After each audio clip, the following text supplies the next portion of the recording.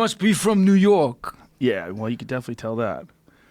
4, 3, 2, and we're live, John Joseph. What's up, brother? How are you, man? Yo, this is like... I'm excited. Yeah, man. And I'm excited, too, for... I think it could set a nice precedent because there's so much fucking toxic energy between vegans and non-vegans. Even if we're just joking around, people get so fucking angry, and it's not necessary. Absolutely. I mean, where's the humor? Where's the comedy? Yeah. I mean, the other thing is, I don't sit around I'm not defined by what the fuck I eat. Like this dude said, how come you don't call yourself a vegan? I'm like, because I do a lot more shit than just eat plant-based food. It's part of what I do. But don't you call yourself a vegan? I mean, you are a vegan, right? I practice that lifestyle for sure, but I don't call myself a vegan. That's interesting. I would say, people say, how do you... I don't like to put any type of material label on myself. And if somebody says, to me and pushes the issue, I'm like, I'm more of a Hare Krishna, Bhakti yoga person than I am a vegan. Even though I don't wear animal products, I don't use animal products, I eat a plant-based diet 100%. But to call myself that just puts me in some shelf. Oh, it's just another vegan or whatever the fuck. It's just... Well, it seems to me it's like people are always searching for an identity. And if they have an identity that, I'm a carnivore, I'm on the carnivore diet, which is all the latest trend. Right. And then people get really hopped up on that, and that's all they want to do is talk carnivore diet. So the difference between what's happening right now with this carnivore diet and the vegans seems very similar to me in that they're very into the identity of their food. Not their food choices, but certainly into the fact that this is how they identify. They talk about it all the time. Yeah. And I just think there's pitfalls in that. There's like traps that people fall into where they lock their identity into a group. Absolutely. And this is what happens with vegans. It happens to hunters. It happens with Republicans. It happens with Democrats. It just becomes a group thing. And then you automatically oppose people of the other group, and you have conflict with them. You have hate with them. Do we need more walls? We don't need more walls. We don't. And I'll tell you what really got it for me, and I started doing this in 81 before anybody. I came out of incarceration. I came out of abusive foster homes. My father was a professional fighter, tried to murder my mom, beat her continuously. I didn't even find out that I was conceived out of a rape from him on my mom. So getting locked up, hitting the streets, and then meeting the Bad Brains in 1980 and seeing them and who they were surrounded by, it was a lot of, people who were into very metaphysical stuff. So I got into the yoga. And I know you've been doing yoga now too. So one of the first tenets of the yoga practice, which slams all this label shit, is Aham Brahmasmi, that I'm actually... My identity is a spirit soul, beyond anything in the material world, any label you want to put on yourself. So that's really where I come from with the whole thing. And I think the toxicity level that is existing now just because of what people fucking, choose to eat. I mean, I have my issues with certain things that are being done because of the condition of the planet, and we're not being good custodians of this planet, that we're in charge for kids and future generations. What's being done now, there's industries that are destroying the planet. Some of it is irreparable damage being done. But I really try to keep it metaphysical with everything I do and who I help. I mean, I'm working on a documentary right now out here, 30 to Life, with hardcore fucking ex-cons that just did 20, 25 years, 30 years. If I go in there trying to preach some vegan shit to them, I'm coming at them like a fucking, yo, dude, this is where I've been. I've been where you are. People help me, and I'm here to help you. We didn't start out, we don't even say, we say, we're going to put you on a plant-based diet. What are you going to do? Tell them, don't wear leather fucking shoes? Don't do this, don't do... and the whole thing, even when Jay-Z and Beyonce, it's never enough, okay? They went and, they said vegan, right? Okay, we're practicing a vegan diet. We're doing a 30-day vegan... So what do the vegans do? Attack them. Oh, but they're wearing fucking leather. And it's you have to be able to fan the spark. So if you see some goodness in someone, you have to be able to fan that spark, not throw water on it. And that's the problem that's being done, is people are so judgmental because they've built the walls between them, that it's just fault finding. And I was telling the guys, I trained them this morning, we're doing this 30 to Life with Kip Anderson, and we're at the Amity Foundation where these guys got paroled. And I said, look, there's two types of mentality in the world.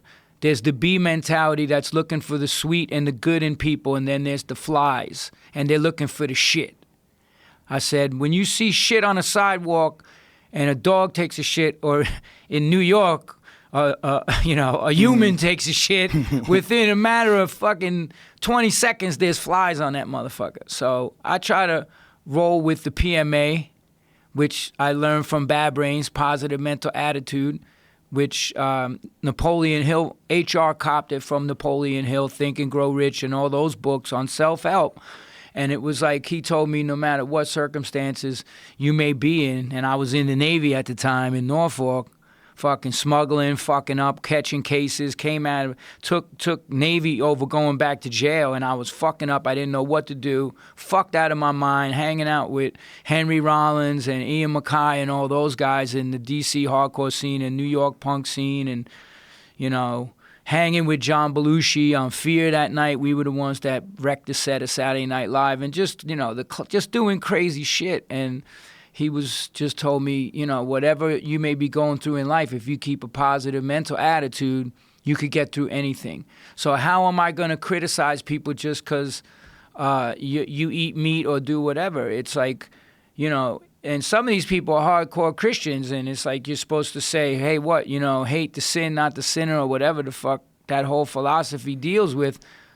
I mean, my point is I'm trying to knock down the walls between people and unify people. So I think what you do good is you're a very positive role model in terms of hard work, and in terms of your mental fortitude and how you approach things.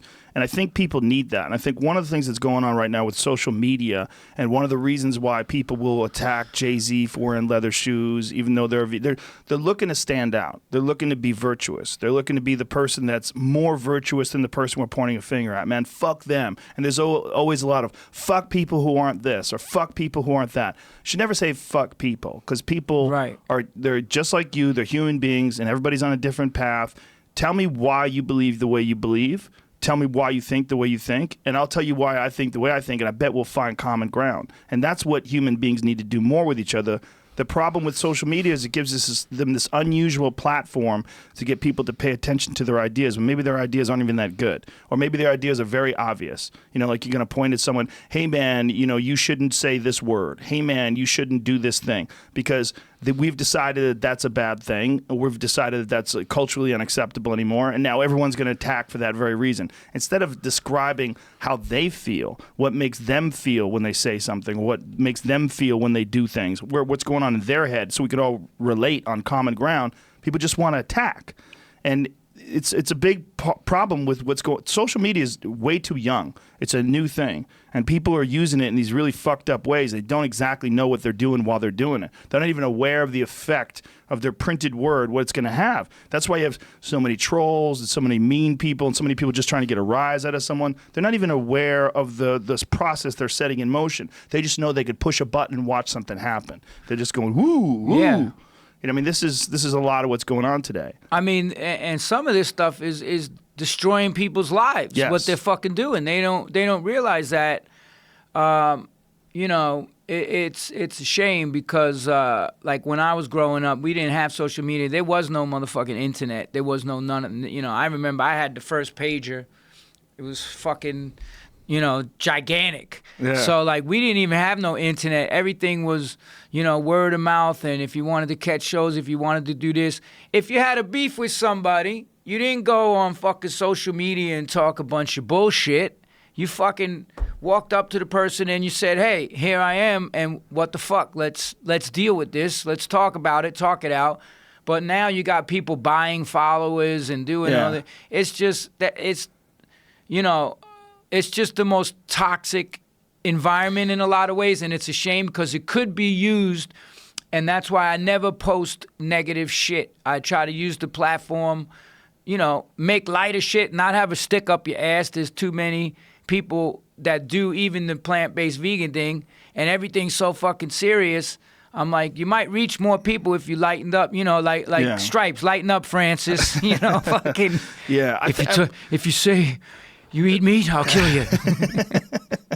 Well, you did write a book called Meat is for Pussies. Well, I'll tell you how that came about. And actually, I got attacked. I'm going to tell you something else. You want to talk about destroying people. I got attacked more by the vegan feminists for that book. Fucking tried to destroy me. Because they you wrote wrote pussies? everybody because I wrote pussy. Now, first of all, and then she went on a blog and called me a misogynistic. I said, yeah, I like massages. But, you know, called me a misogynistic scumbag and a fucking piece of shit and all this. So I just wrote, hey, any of you ladies that bought this book for their fellas and it helped them, please fucking holler at this fucking woman and tell her something. They shut her fucking blog down. And then she called me a maniac. And I said, listen. She called you a maniac because you sent people on her the way she sent people on you. But dig this. And then I said, we have a saying on the streets in New York back in the day, don't start none and there won't be none. So I said, you know.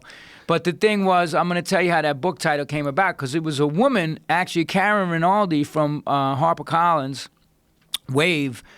And what happened was I was training at Crunch. Aaron Drago-Zanuski is my trainer, and he's got me through all my fucking Ironmans, everything. I was a fucking broken up person, injuries, all this shit. So I was working at Crunch and training with him. And then another person, a friend of mine, all the 5 Points guys used to be there. You would see them all. They had a ring on the second floor. So this guy was doing pad work, and I'm telling him, hey, you know, listen, man, you got a fight coming up, man. Get on the chlorophyll, get on the wheatgrass, get on, you know, eat as much recovery foods as you can that's going to fight inflammation. So some fucking Mama Luke with fucking 1980s tiger stripe pants, fucking, yeah, fucking, you know, like he just took everything out of context, and then he's like, yeah, fucking people that don't eat meat are fucking pussies. And I'm like, yo, you got like 50 pounds on me, but if you want to put some headgear and get in the ring, I'll oblige you. He's like, what? I said, I don't eat meat, bro. And then the funny shit with the whole book title was it was going to be called The Grow Green Road to Health, Fitness, and Longevity. And my business partner, Todd Irwin, goes, motherfucker, who are you, Dr. Oz? Nobody wants to hear that book from you. You're John Bloodclot Joseph, singer from the Cro-Mags. They want... And Meat then is for pussies. And then I said, yeah. I said, yeah, this motherfucker was like, you know, saying fucking people that don't eat meat are pussies. I'm like, motherfucker, that dude probably ain't seen his dick in fucking 10 years. He was overweight and all this shit. I said, that motherfucker's the pussy. And he's like, yo, you know what? Throw it back in her face. And I was like, I don't know, man. That's pretty fucking bold statement. He said, do it. So we released.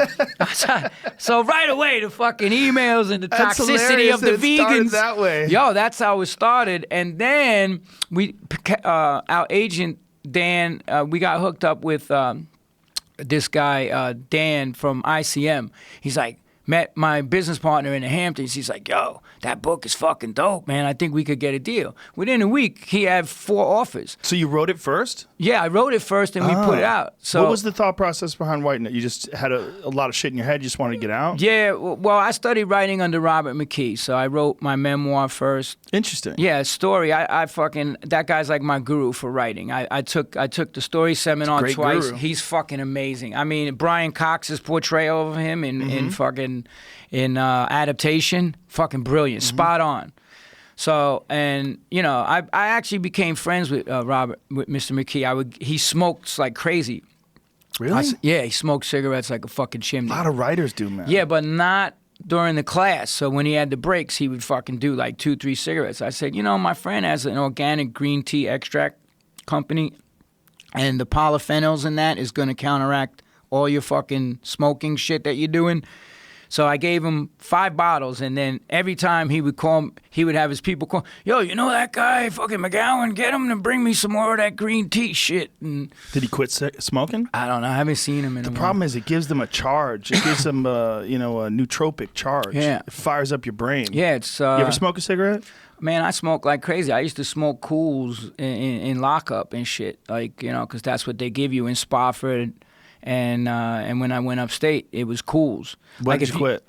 I quit because I started boxing in lockup, and they would have us run this fucking hill called Suicide Hill, and I would be fucking puking, and I was like, I gotta quit fucking smoking. So I quit smoking. They used to do smoker fights in the lockup. So if you had a beef with somebody, you went into this rec room. Was about Explain smokers to people. They don't know what that means. Smoker fights means you just have a beef with somebody, and you could just throw on the gloves and go at it. And as long as it's like reasonably within 20 pounds of a weight difference, Yeah. like, you know, although in lockup I saw people, much bigger people, fighting much smaller people, and some of them guys, I mean, I was not good. I would fight the black dudes, and they would just beat the shit out of me, but I would just keep coming back. You know, I'm Irish. I don't quit, man. And then, you know, I learned more of the sweet science, and, you know, went into the Navy, and So you quit smoking just for boxing? Just yeah, to get your I endurance. quit smoking, for that reason. But when I was locked up, I didn't quit almost to the end, because toward the end of your sentence, they allow you to go home because they want to reintegrate you back with your family or whatever. And I never grew up with my mom, so they would send us home. So we would take the carton of cigarettes and open it up very carefully, open up the cellophane carefully, slide the cellophane down, and put joints inside the cigarette pack, slide it back up, glue it, close the carton of cigarettes. And that's how we would get the weed back from the visits. Because I wasn't smoking weed coming back out of nobody's ass. That was not. I'm like, no, thank you. So that, you know, so that was the process, and you know, so that's why I quit. But the book came. I had a lot of shit, a lot of demons inside of me from what happened to me. Me and my two brothers was, you know, pretty severely abused in all kinds of ways in his foster home, physically, mentally, sexually abused by the older kids in the home. It was fucked up, and I never told anybody, but that was always something. No matter how much I lived as a monk for 2 years, a Hare Krishna monk, nothing cured that fucking anger that was inside of me that I had toward these people for what they did to me. And the secret of, like, yo, it's fucked up to say, like, yo, you're this dude from the streets. You had knife fights with Puerto Ricans. I got shot with a .22 in Forest Park selling angel dust. I got stabbed. And then to try to say, yo, this motherfucker molested me it took a lot out of me to and nobody knew it because I never talked about it. And I took Mckee's class, and that was the turning point, because I went up to him, and I was writing a script at the time based on what happened to me in the foster home. The kids in the screenplay, we based what happened to me in my younger period of my life. And I never told anybody what happened. I would just avoid that. But then when I started writing the book, and I was taking his class, and between you know, parts of his thing, when you went on a break, you could walk up to Robert Mckee and ask him questions. So I said, Mr. Mckee, as far as a protagonist who was abused as a kid, and he stopped me right there, and he said, listen, stop right there. He said, McGowan, everybody uses it. It's a cliche, you know, abusive children, to develop empathy for characters we could otherwise not give a fuck about. It's not what happens to somebody, it's what they do as a result of it. And that's the fucking light came on. And I mean, for years I would sit there, and it took me 7 years to write The Evolution of a Cro-Magnon. And I would get to that part of the story, and I would lose my shit and break down crying like fucking uncontrollably because of what happened to me and my brothers. So I just skipped over that part, and I would never address it. But then, you know, he gave me the strength in a lot of ways to be able to say, hey, man, you got to he wrote in my book, so I have his book, and he wrote to me, he goes, John, always write the truth. And that's when I knew that needed to come out in the book to cleanse myself. I've been 2 years on crack, 88 to 90 crack pills, you know, doing whatever, getting shot at with fucking AR-15s, robbing deals. I had TOS, or now it was KOS at the time, kill on sight. I was a fucking maniac because I just didn't care. I actually kind of wished subconsciously that somebody would put a fucking bullet in me when That you're happens to doing crack. A lot of people who get molested. Yeah. They almost act out to the point where they want someone else to do it for them because they don't want to live. Yeah, I was definitely, in a lot of ways, that's what I was doing. But when I took when that seminar helped me so much, because it's really like, he's really like a fucking a guru and a teacher, man. The man is amazing. If you ever get a chance to take the Robert Mckee story seminar, it's a 3-day seminar. I took it twice. Then he does workshops. But the story seminar, I just walked out of there after the third day. It's 10 hours a day, and you're just like, you're like speechless. Like, what the fuck did I just experience? It's incredible. And that gave me the power to go and tell my story the right way. And the amount of emails of people that I received that were like, yo, that shit was done to me. Thank you for having the courage to tell the story. And, I just kept writing after that. So even the Meat is for Pussies book was, if you read it, it's tongue-in-cheek. I'm not calling, there's a lot of dudes that eat meat that could kick the shit out of me. I'm not saying, what I'm saying is, if you continue to lead a sedentary lifestyle and you eat this fucked up food that's out there, that they're putting out there, that they're knowingly putting out there to fucking poison you because they're tied in with the pharmaceutical companies, it's a racket. It's not a conspiracy. It's been proven that this is what they're doing. You will become a pussy dependent on the pharmaceutical companies to keep you alive. If that's what you want, then this book is not for you. Put it back. So you got into Hare Krishnas and you got into this whole consciousness trip from the Bad Brains, which is crazy. Like, think about that. Like, people would assume, like, you think of the hardcore scene, you're thinking of drugs and violence and tattoos and chaos, and you were getting into. So tell me about that. How did you get into Hare Krishnas? I'm gonna tell you. So initially, my first interaction with Rastafarians, it was 1980. So I went to. My ship was going to Jamaica. So when you go to when you go, take this. So you go to any port and they take you down on the mess deck and they show everyone, you go here, you go there. They're like, they show you these films. So when we were getting ready to go to Jamaica, they're like, if you're going to use, and it's these like military films from like the 60s. If you're going to use, have sex with a prostitute, make sure you use a prophylactic. And then the next photo was a fucking Rastafarian with smoke coming out of every fucking orifice.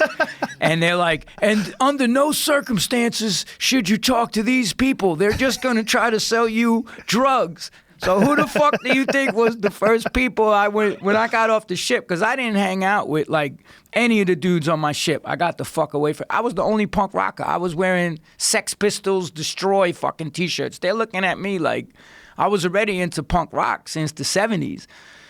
So I get off the ship and I meet this like 20-something-year-old fucking dread dude.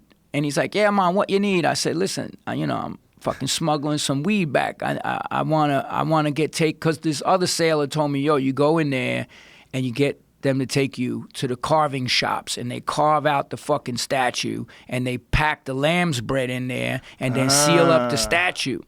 And then I had a hookup with the officer, the guy who did the watch, and counted, so say every fifth person you got searched. So I was always avoiding that because I would hit the dude off with some weed or whatever the fuck it was. So when I went to Jamaica, I asked this kid, as soon as I got off the boat, like there was no hotels in Montego Bay, nothing. It was just you took the ship anchored out in the bay, and you took a boat in and landed at the dock. And it was just like some fucking ancient, like crazy shit like that you would see back in the 1800s. Sailor port. Yeah, sailor port. And then this dude was eating this carton of fucking shit. And I'm like, yo, I'm like French fries and burgers at the time. And I'm like, yo, what the fuck are you eating? What is that shit? He's like, yeah, man, this Callaloo and Aki. And he's like, man, you eat this, you live to be 150 taras. I was like, really? I said, let me check that shit out. Took one forkful and I just was like, this is fucking disgusting. That shit tastes like dirt, dude. What was it? It was Callaloo. What is Callaloo? Callaloo is a green. It's like one of the most nutritious. Like a collard green? Yeah, it's like collard green. It's like they have greens down there that don't really grow anywhere else. So I think it's like a combination of kale and collard greens. And then Aki is like this fruit. and it looks like it's yellow. It looks like an egg almost. But if you eat aki when it's not ripe, you'll die. You get poison. It's this type of thing. Like when the fruit opens up, it's like a red fruit. If you eat it when it's not open, you will die. Really? Yeah, aki will poison you. And then he was eating seaweed and beans and anyway, so I went up into the hills. He took me. Now, I don't know if you like reggae, but I do. I fucking love reggae. So do you know where Peter Tosh wanted Dread or Alive? Do you know where that came from? No. Okay, I'm going to tell you. So back in, I think it was 78, this cop, they hate the Rastafarians in Jamaica, by the way, because it's a big Christian. The Christians invaded that place and just fucking turned everybody into dogmatic fucking thinking people. You know, the judo, you know, what the white man does everywhere across the planet. You got to be my religion, fuck everybody else, this is what's up. So they did that there. So what they call the Jamaicans, what the Rastas call the Jamaicans who don't grow knots, they call them bald heads, man. You know, like Bob Marley, crazy bald head. So what they did with these guys, a cop tried to kill a Rastafarian, and the Rastafarian killed a cop. So they put a bounty on every single Rastafarian, wanted dead or alive. You could kill a Rasta and drag him to the precinct and collect a reward. So all the Rastas fled up into the hills. And it was called the Green Bay Killings. They just started killing all these Rastafarians. And so this guy brought me up into the hills, and I met these Rastas and the Nyabingi, the drummers and all that shit. And the guy had the actual, because it was only like 2, maybe 3 years prior to me going there in 1980, and I got to meet like these cats that survived that shit, and they had the news clippings and all this shit. So that was like my first experience with the whole Rasta thing. And then I met the Bad Brains one night. At first, Ian Mckee and all them cats came down with Teen Idols and Untouchables. That was Henry's whole crew first. I know Henry's been on here. I'm pretty good friends with Henry. Coming on next week. Tell him I said what's up. I fucking love him, man. I do too. He's a fucking great human being. He's a beast. And yeah, he like when I split the Navy, he let me stay at his house, and I was eating his food. And then after a week of him going to work and coming home and his food's gone, he's like, "All right, John, you gotta get the fuck out, go somewhere, not here." But they played, and then a week later, I used to go during the middle of the day in my car in the Navy and go to happy hour. And I'm walking in, and the owner comes out. He's like, "You gotta see this fucking band. You gotta see this band." I'm like, "All right, cool. I'm going in." He's like, "No, you don't understand. They're fucking black, man, and they're incredible." So I go upstairs, and Bad Brains are sound checking, and I'm just like, "What the fuck is this?" And if you haven't seen the Bad Brains, I'll tell you the best video to watch. 1982, CBGB's. They got the whole setup there. And if you want to have your shit blown away, just watch that. So that's what I actually sold their manager acid. I was selling acid at the time. So their manager, I sold him acid, but I got to talk with HR, and he started telling me about this PMA shit, and I told him, "Yeah, man, I fucking got out of jail and went into the Navy because I caught another case. They offered me military." Here we go. There's them right there. Yeah. Fucking amazing, dude. Will this get us taken off YouTube, you think? Yeah. Play a little bit. See what happens. Look at him That's go. the singer. He's a fucking maniac. He does a backflip perfectly on the end of this one song at the movies and lands it perfectly. That's at CB's in 82. Wow. I wasn't 82. there. I was their roadie. I was in high school. Yeah, so I was actually living as a Hare Krishna monk at the time in Hawaii when So how did the Hare Krishna thing? Well, I'm going to tell you. Okay. So what happened was so I talked with HR. He said, "Yeah, man." It was really funny because they were all from D.C., but they talk with patois accent. "Yeah, man, Jah gonna arrange, man. We're gonna run into to each other again, you know." So I beat someone down on my shit pretty bad, and I got caught for a drug case in Norfolk. So I knew that they was trying to persecute me and, send me to fucking prison. And I was like, really not gonna have that. So my ship pulled out, and we were going to like Shellback to South America, and I had this. I was under, basically under arrest because the fight it was a civilian case for the drugs. I sold to an undercover cop outside of a club called King's Head Inn in Norfolk on Hampton Boulevard. They did punk shows. So I sold him, LSD, and he was an undercover cop. So I got arrested for that. And then that was pending. Meanwhile, I go on my shit. We go out to see. This one redneck kept fucking with me.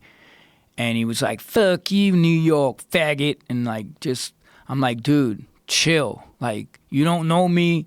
Like, I'm not fucking with you. Just let it go, man. And he just wouldn't let it go. So I trapped him in the paint locker. I was a bosun mate. And I beat him with a fucking paint can in the soft tissue till he shit his pants. Then they arrested me. So they had me under fucking ship's arrest and all this shit. And I got this bad infection. They had to medevac me off the ship back to Roosevelt Roads, Puerto Rico. And they forgot to say that, I'm supposed to be handcuffed to the fucking bed. And then they didn't send those orders because this was pre-computer. So the paperwork got fucked up. They gave me my ID and then they sent me back to Norfolk. And then I was just doing all my shit and So they just didn't know that you were supposed to be incarcerated? Yeah. They didn't know that I'm supposed to be awaiting probably court-martial or whatever the fuck, and then the civilian case too. So then I was in Nimitz Hall, which is TPU, Transient Personnel Union, waiting for my ship to come back. And they were going to deal with it then. So I was there for like a month and a half, and they were like, yo, your ship, the dude I was cool with, he warned me, he goes, yo, your ship is fucking docking today. And I was like, fuck. I was like, I got to get the fuck out of here. So I just packed up a couple of things, and I got on the bus that used to go through the base and then roll out Hampton Boulevard. And as they had already pulled in. And as I'm pulling out the gate in the seat, the fucking master at arms of my ship, the police, are right there walking across the street to fucking Nimitz Hall to get me. And I just shrunk down in the seat. But if they would have looked up, that was it. I wouldn't be here telling you this story because my life would have taken a much different trajectory. So what happened was I went up and I hitchhiked with this band, The Undead, from New York, this punk band. Bobby Steele was so in you there. AWOL at the time? Yeah, Bobby Steele was the original Misfits. So they played the 9:30 and they gave me a ride back to New York. And I get out the van, and right there on Avenue A, 171, was motherfucking HR in the doorway where they recorded and lived. He's like, Rastafari! I'm like, fuck. And what happened was they were playing a show a couple days later, and there's a big Puerto Rican gang that was right there that didn't want them hanging out. So they went in there one night, and they killed people. I'm not going to say the name of the fucking gang because for whatever, I'm not trying to out them like that, but they had the largest heroin, cocaine spot in America. The feds busted them, knocked down their building, the whole shit. Alphabet City was out of fucking control. So the Beastie Boys were there that night. Nobody would fight these dudes back. And I was on a fucking Quaalude, which is a gorilla biscuit. You think you got crazy strength. And I said to J.W. who was the engineer of their shit, I was like, yo, let's get these motherfuckers, man. And he's like, dude, they kill people. Don't fuck with them. They will kill you. And I was like, yo, come on, you fucking dudes. You're punk rock. You're supposed to be fucking tough. Let's fucking get these guys. So they calmed me down. But when I got outside, the dude tried to stab me.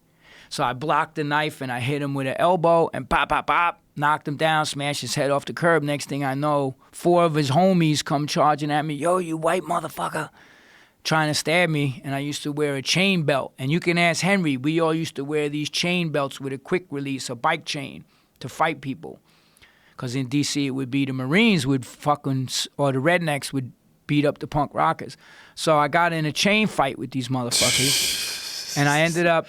So I go to run back into 171 because I lost the chain, and one of the Beastie Boys tries to slam the door on me to keep me out on the street. These motherfuckers want to kill me.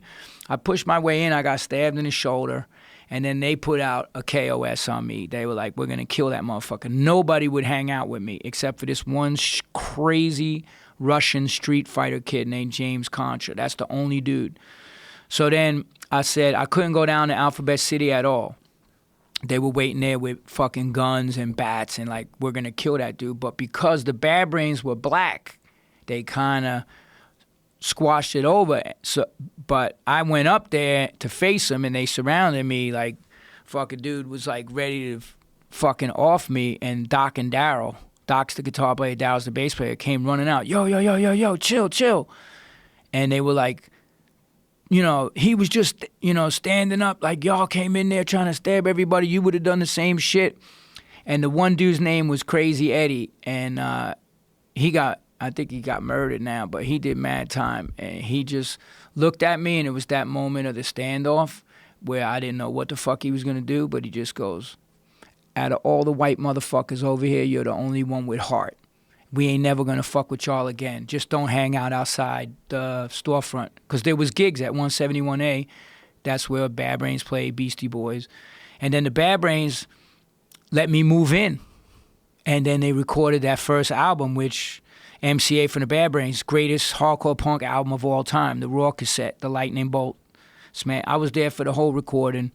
And then they got me a job, and this is where the Hare Krishna thing comes in. I always come full circle.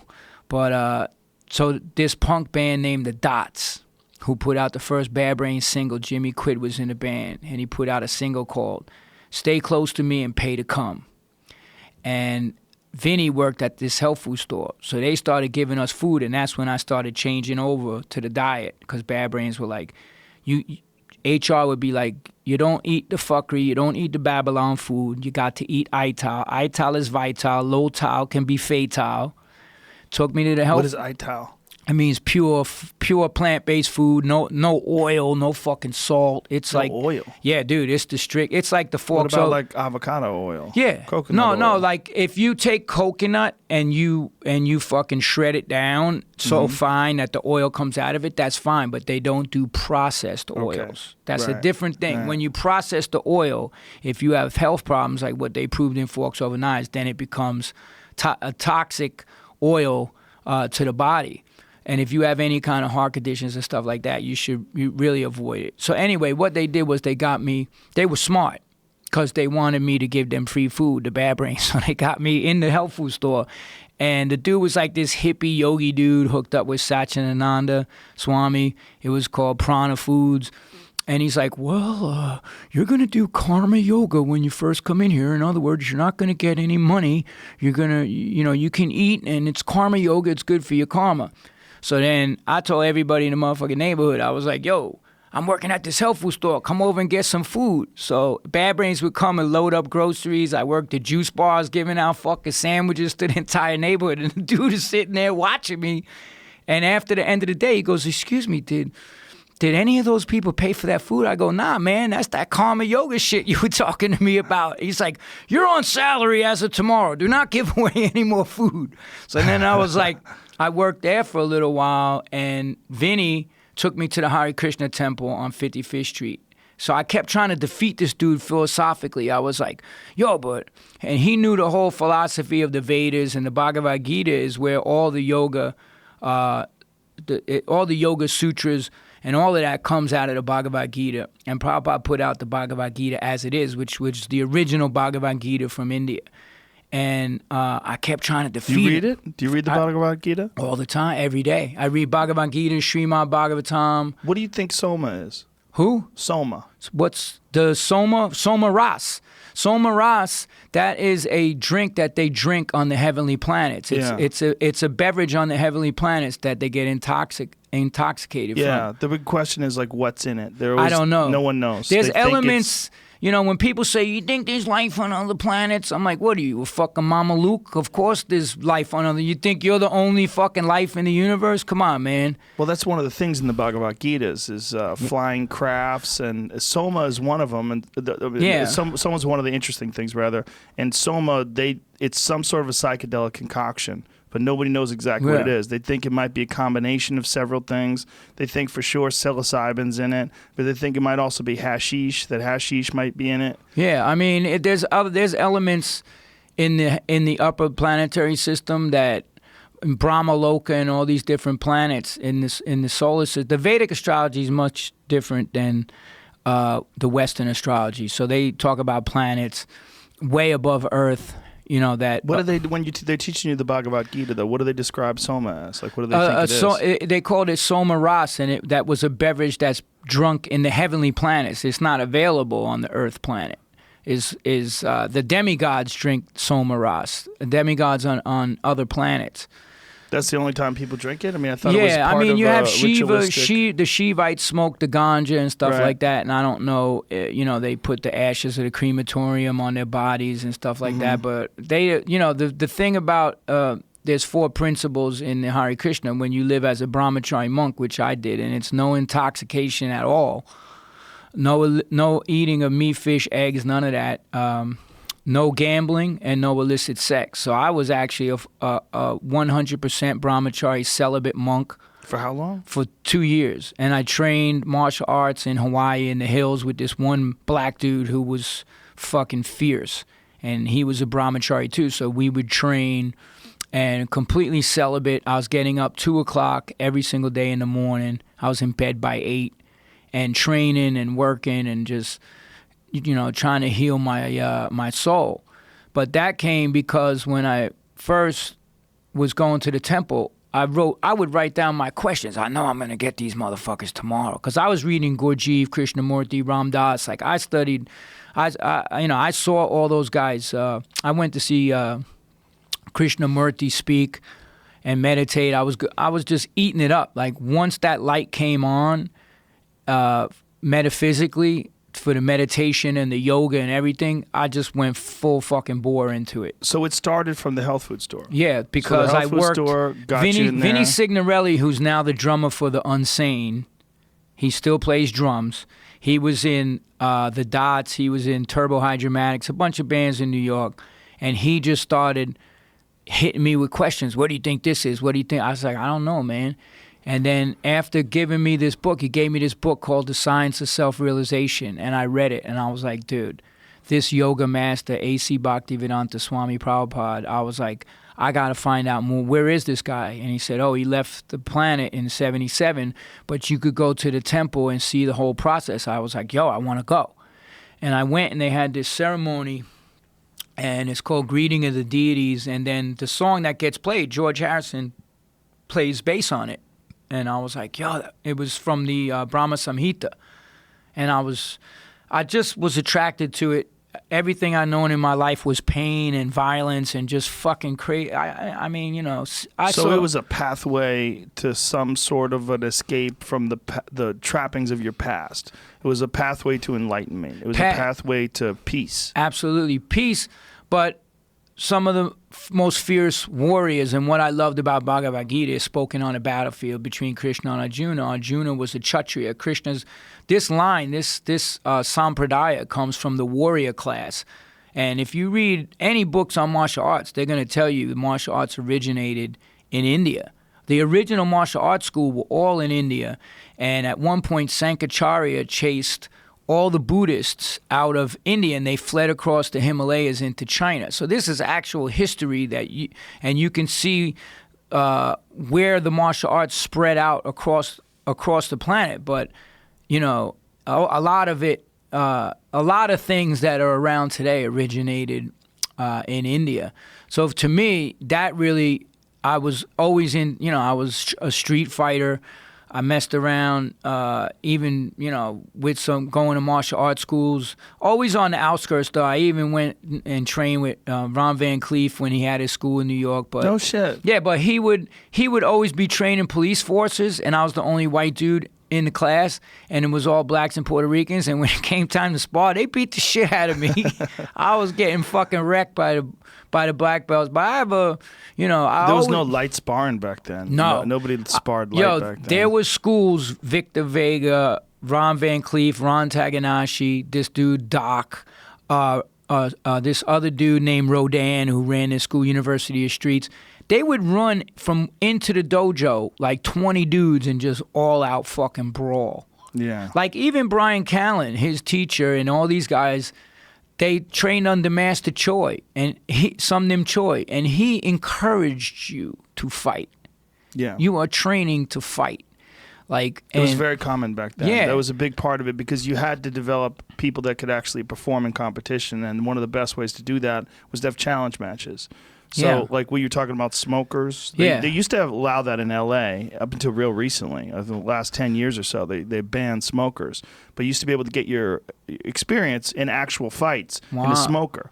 And that was a little bit more prepared than the dojo storming days. Yeah. But the dojo storming days, that's how a lot of people got good. Is that like you have real fights. You would go in there, some guy would come from another school, and you knew you were going to hit each other as hard as you could. It wasn't. Yeah. It wasn't really sparring. Well, I'll tell you, a lot of that spun into gang violence too, because a lot of Sure. the people that were the martial arts teacher, this one dude, JR, he's famous. He was in the New York Times.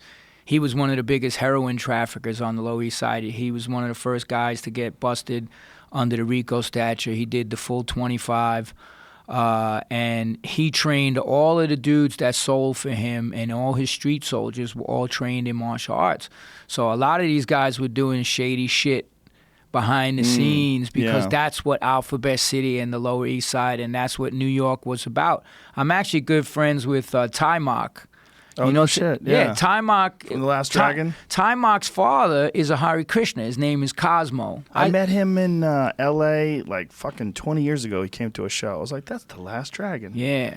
Well, Yeah. you know, I won't say names, but he outed somebody that tried to do some shit to him, and they blackballed him in Hollywood, and the guy said, you're never going to make another motherfucking movie, and he hasn't. Oh, He got man. fucking, dude. And he's Do such you know a... that happened to Hulk Hogan? Somebody tried to fuck Hulk Hogan. Yeah. Can you imagine? You been around Hulk Hogan? Yo. It's a giant human being. And some guy was like, I'm going to suck your dick. And he's like, no, brother. like for real. Like, Step up to the Slim Jim. but this is like this Terry Crews thing. Like, Yeah. a lot of people have made fun of Terry Crews because how does this big stud of an athlete, who cares if who grabs your dick? Just swat that guy in the head. But he's saying, no, this is a systemic problem when you have people that are in power and they control your destiny. And that's what there's a they- lot of that. A lot of that. They'll ruin you, man. Yeah, and they Like, did a lot of people. Listen, like the whole, like, it's a, you know, the whole Me Too shit. First of all, my mother was raped twice. So if some dude is pushing his weight around on a female, I think that shit's fucked up. And then they're going to turn around and fucking fuck these people. I say fucking get them the fuck out of there. And I'm going to tell you a story because Julia Phillips and Michael Phillips, they fucking produced one of my favorite movies of all time, which was Taxi Driver and Close Encounters. They did all those movies. She wrote a book called You'll Never Do Lunch in This Town Again in the 80s. She had the Cro-Mags come and play in a movie at the Ritz. They flew us off the Motorhead tour, picked us up in limos. She wanted the shit to be lip sunk. I said, nah, if you want the Cro-Mags, it's a fucking real show, and we're gonna fucking lay it down. We had like 1,000 of our fans there. Ankle tape, everything. Fucking dude, just crazy shit. And 2 people broke their necks during the shooting. So the movie's sounds normal. called The Beat. Yeah. But the thing was, she was one of the first people to put out and expose these fucking scumbags for doing that shit to people in Hollywood, and exposed a lot of that in a book. You'll Never Do Lunch in This Town Again. And when the book came out, she was on the set for Interview with a Vampire, and they came and pulled her off the set, and she was fucking blackballed from fucking Hollywood. She never made any more fucking movies, and then even This is all pre-internet. This is Yeah, what this this was. is pre-internet. They could get away with things like yeah, that back and she then. just fucking put up the middle finger to all of them, like fuck you. She passed away of cancer, but she was like a real fucking punk rocker, man. She fucking took on the system, the boys club in Hollywood. And, even the shit, I don't know how legit the Corey Feldman, stuff is. I know him and whatever, but, like, he's saying... It's a problem that you don't... Yeah, it's like one of those things where I don't know what to do here. Yeah. It seems there's like there's some shenanigans. But I know that something happened. Yeah, I know it goes on. Something happened. And it's not just him. I mean, the list is a mile long, and for everybody that comes forth, there's a million people that are sitting back going, I don't want to say anything because I don't want to take that shame on. Well, that's what happened with me. It was the same thing. Yeah. Like, you have this rep and whatever the fuck. But that's all Right. false ego, even all of that stuff. Like, Yeah. and then the person that I was with at the time said, this story is going to help a lot of people by you coming forward and saying what happened to you and how you're dealing with it now. And that's what I got this new book, The PMA Effect, coming out, and the whole shit is about healing people and help. I mean, I've helped thousands of people kick drugs, kick suicidal thoughts, and it's not that I'm turning him into a vegan. It's like, dude, I'm gonna show you the system that worked for me. That's all I can do is tell you. I'm like the fucking mailman. I'm just delivering the fucking mail to you. I didn't come up with it, but I'm showing you the yoga, the plant-based diet, the meditation, the training. Constant fucking training. Well, through all the things you're doing, you're committed and you're disciplined, and that's attractive to people, right? People look for people that are doing things that they wish they were doing. Yeah. So they see someone. I mean, that's the whole cult of personality, right? They see you. You got this powerful personality, and you're positive, and you're doing things, and people gravitate to that, and they want to be a part of that. I mean, that's what happens with people. But the first thing that I said it because Vice did a whole 18-minute special on me. If you just Google fucking vegan Iron Man, this shit comes up. They did an 18-minute documentary, and one of the things I said first off is, don't say you can't do it. You could do any fucking thing you apply yourself to. You just haven't tried. You could do what I'm doing. And I'm going to tell you, I go to races, these Ironmans all over the fucking world, and these guys show me pictures. One guy he lost 100 fucking pounds, dude. He was so depressed. He was on meds for depression. So everything that I'm doing is coming out of service. It's service to help people. It's not, I come at them right from the same fucking platform. I'm like, and even the Vedas, what does it say? You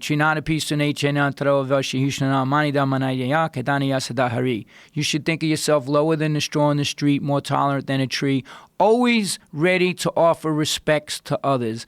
In that state of mind, one can constantly chant the holy names of Hare Krishna. So that's the philosophy. So where does the false ego in thinking I'm better than you because I eat a motherfucking vegetable and you eat a fucking piece of meat or whatever? It's not about that. It's about trying to help people and have compassion to people. And that's something that's really getting lost in this world, is compassion. Everybody wants to kick people when they're down, and I just don't understand where this fucking sickness came from. And I think a lot of it has to do with reality TV and this whole microwave Insta fame fucking culture that exists now. It's like what you said. They think that if they put down somebody, they're going to gain power from it. It's like, it's just crazy. Yeah. I don't come from that. I come from like, yo, man, let's help one another to make this world a better place. How are we going to save the oceans? How are we going to save, my thing is this. Look, they just said that the fucking commercial meat and dairy industries are now the most toxic. They're the most toxic companies on the fucking planet. They just surpassed fossil fuel with the destruction they're doing to the planet. So I'm like, eat a little less meat. Where's this coming from? It was just all on. Where did I read it? It was on one of the main sites, like that. So is this from methane gas? Is it from runoff? Fossil fuels runoff. Look, here's the thing. So before that Gulf oil spill ever happened, there was a fucking dead zone in the Gulf of Mexico the size of New Jersey. Why? All the fucking runoff of the CAFOs and the farms with the fucking toxic pesticides, the fucking all the shit that these guys are spraying, Roundup and everything else, and the nitrogen that's in the fucking shit when these lagoons that have 100,000 fucking gallons of pig shit, it all was draining into the Mississippi and then draining into the Gulf. So if you look at what's going on in North Carolina right now, because I was just there, motherfuckers can't even swim in the fucking rivers anymore. And it's happening in Europe too. They just had to cancel the swim on the Ironman in Hamburg because of the green algae and all the shit that's happening now because of all the runoff that's happening with the farms and everything. It's just, we're making this planet a fucking toxic wasteland. Well, what we've done with farms, and it's gotten... We develop cities. We have giant groups of people that aren't growing anything, and then we've given people incentive to make as much profit as possible. And when they're trying to make as much profit as possible without ethics or morals in consideration or the impact on the environment, they set off a process in motion that we are many, many decades into right now. So to try to correct it now, we're just seeing the effects. And then on top of that, there's all these ag-gag laws. And the ag-gag laws are devastating because when you see, like, one of the reasons I became a hunter is because I was watching these films of factory farming. And I was like, I'm not participating in this. I have to figure out what I'm going to do. I'm either going to become a vegetarian or I'm going to become a hunter. I decided to become a hunter, and that's how I get my meat. But when you see those videos, those are the videos that expose people to the realities and the horrors of factory farming, and those are illegal in most places. Yeah, you go to prison now. You it's go to a prison federal... for showing horrible, immoral acts that are done to these animals and the way they're treated and the way they're contained. And we were talking yesterday about this video of a pig farm. That there's this pig farm where these pigs are smashed into this place where they can't move at all. They're all in these cages, Crates. And then there's a runoff from where they shit and piss, and there's a giant lake outside of pig shit and pig piss. And no one who lives anywhere near that can avoid that smell. You drive anywhere near that area, it's a horrific, toxic smell. So it's already gotten to this almost like incorrectable position. Like that business is a toxic business. But it's not a regular, like a Joel Salatin farm. You know who that guy is? You No. ever heard of him? He runs this farm called Polyface Farms, and what he does is he has all these animals live like normal animals. Like the pigs, they're not in these cages. He has them roam free, and they set up these enormous portable fences. So they take the pigs, they roam in this one area like pigs naturally do, and then they move the fence to a different area, and they move the pigs over with it. So the pigs are never contained. The chickens run free, and then they go back into the chicken house at night. And then they try not to have monocrops. Like when you have 1,000 acres of soybeans, that shit ain't normal. Yeah. That's not how plants are supposed to be. And then you have to throw pesticides on them. And then when you're rolling them up, you have to grind everything up with these gigantic machines, and everything gets caught up in there. Mice and rabbits and everything that might be in the neighborhood while these machines are rolling over. All of that is unnatural, and it's not how human beings are supposed to grow food. It's not how food is supposed to be. It's not how these plants or animals are supposed to be interacting with the environment. But what we're doing with these things is making incredible amounts of profit, and these people are addicted to this profit. These corporations are addicted to these profit. They have this constant growth mentality where every year, every quarter has to have more. It's a never-ending growth cycle. And they make the laws. And That's the other thing. Well, they have massive amounts of money, so they bribe politicians, and they use all of these lobbyists, and what they do is they get these laws passed where it's illegal to film them doing immoral shit. And so then you don't see this. You just go to the store and you buy a cheeseburger. You go to Jack in the Box. You go wherever you go and you buy these things. You get corn, or you get corn syrup in your soda. You don't think twice about what has to happen for that corn to become syrup and how much environmental damage has to take place. Right. I mean, this is the world we're living in right now is just waking up to what has been in motion for many, many decades. Right. I think what's really important, though, is that we're honest about health and that we're honest about the consequences of our actions in terms of like our purchasing power, what we're doing with food. We got to be honest about all of it. And one of the problems that happens with hunters or carnivores or even vegans or vegetarians is people only want to look at things that support their position. Right. And with vegans, there's a lot of people out there that only want to look at things that support vegan positions in terms of health. And this becomes a real problem because they start using studies that are very shaky. They start adding things to documentaries that aren't necessarily true or proven, and it becomes propaganda. And it becomes propaganda both ways. I see it with this carnivore diet now. There's a lot of people with this carnivore diet that are like, this is the only way to go. Just eat all meat. And I'm like, man, I don't know about all that. I don't see any blood work. I see blood work only. I talked to Sean, what is his last name? Sean, the doctor. God damn it. The fuck? He's the main carnivore guy. How can I not remember his name? How is that slipping my Sean Baker. Sean Baker. Sean Baker. He released his blood work. It's not good. Yeah. His blood work's not good. His testosterone's low. There's also all sorts of issues. And I just want to say, who are the look, let's just look at it this way. Who are the hospitals filled with that are having procedures for bypass? Who are the procedures being done for people removing their limbs for diabetes? It's not the people it's the people that are eating this toxic diet that Americans, the standard American diet, and what people have become accustomed to eating, rolling up, and even these carnivore people, let's just take that for instance. If you do all meat, sure, your body, that motherfucker might have been on a Dorito diet. We don't know what the fuck he was eating prior to that. So then you the body's a perfect machine. So at the beginning of when you're doing all meat, the body's becoming accustomed to that. But you know, the analogy that I use is that's like getting off heroin and getting on methadone, because the methadone, I kicked dope, but I'm on fucking meth now. Mm-hmm. Because the methadone down the road is going to take even a longer toll. And I've seen people that are doing methadone for 20, 30 years, and that's why I love the analogy, because the long-term studies of those diets do not exist right now. No, there's no long-term studies for the carnivore diet. But if you look at the blue zones around the planet of the people who are the most centurions and the people that live the longest, they have three things in common. Okay, and there's blue zones in Japan, Costa Rica, Greece, Iran, United States. Well, the top five with the most, and then California, and it's the Adventists, the 7-day Adventists. So the three things that they have most in common with the people that live the longest: number one, they have a meditation spiritual practice. They do something every day for PMA, for positive mental attitude. Whatever their higher power is, they do that every day. Number two, they move their bodies. They're working, they work in the farm, they're exercising.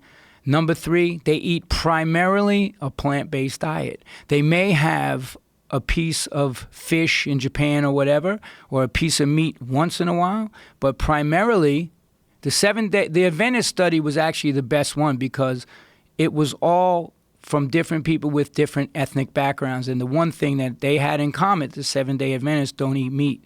Mm-hmm. And that's my point with the whole thing.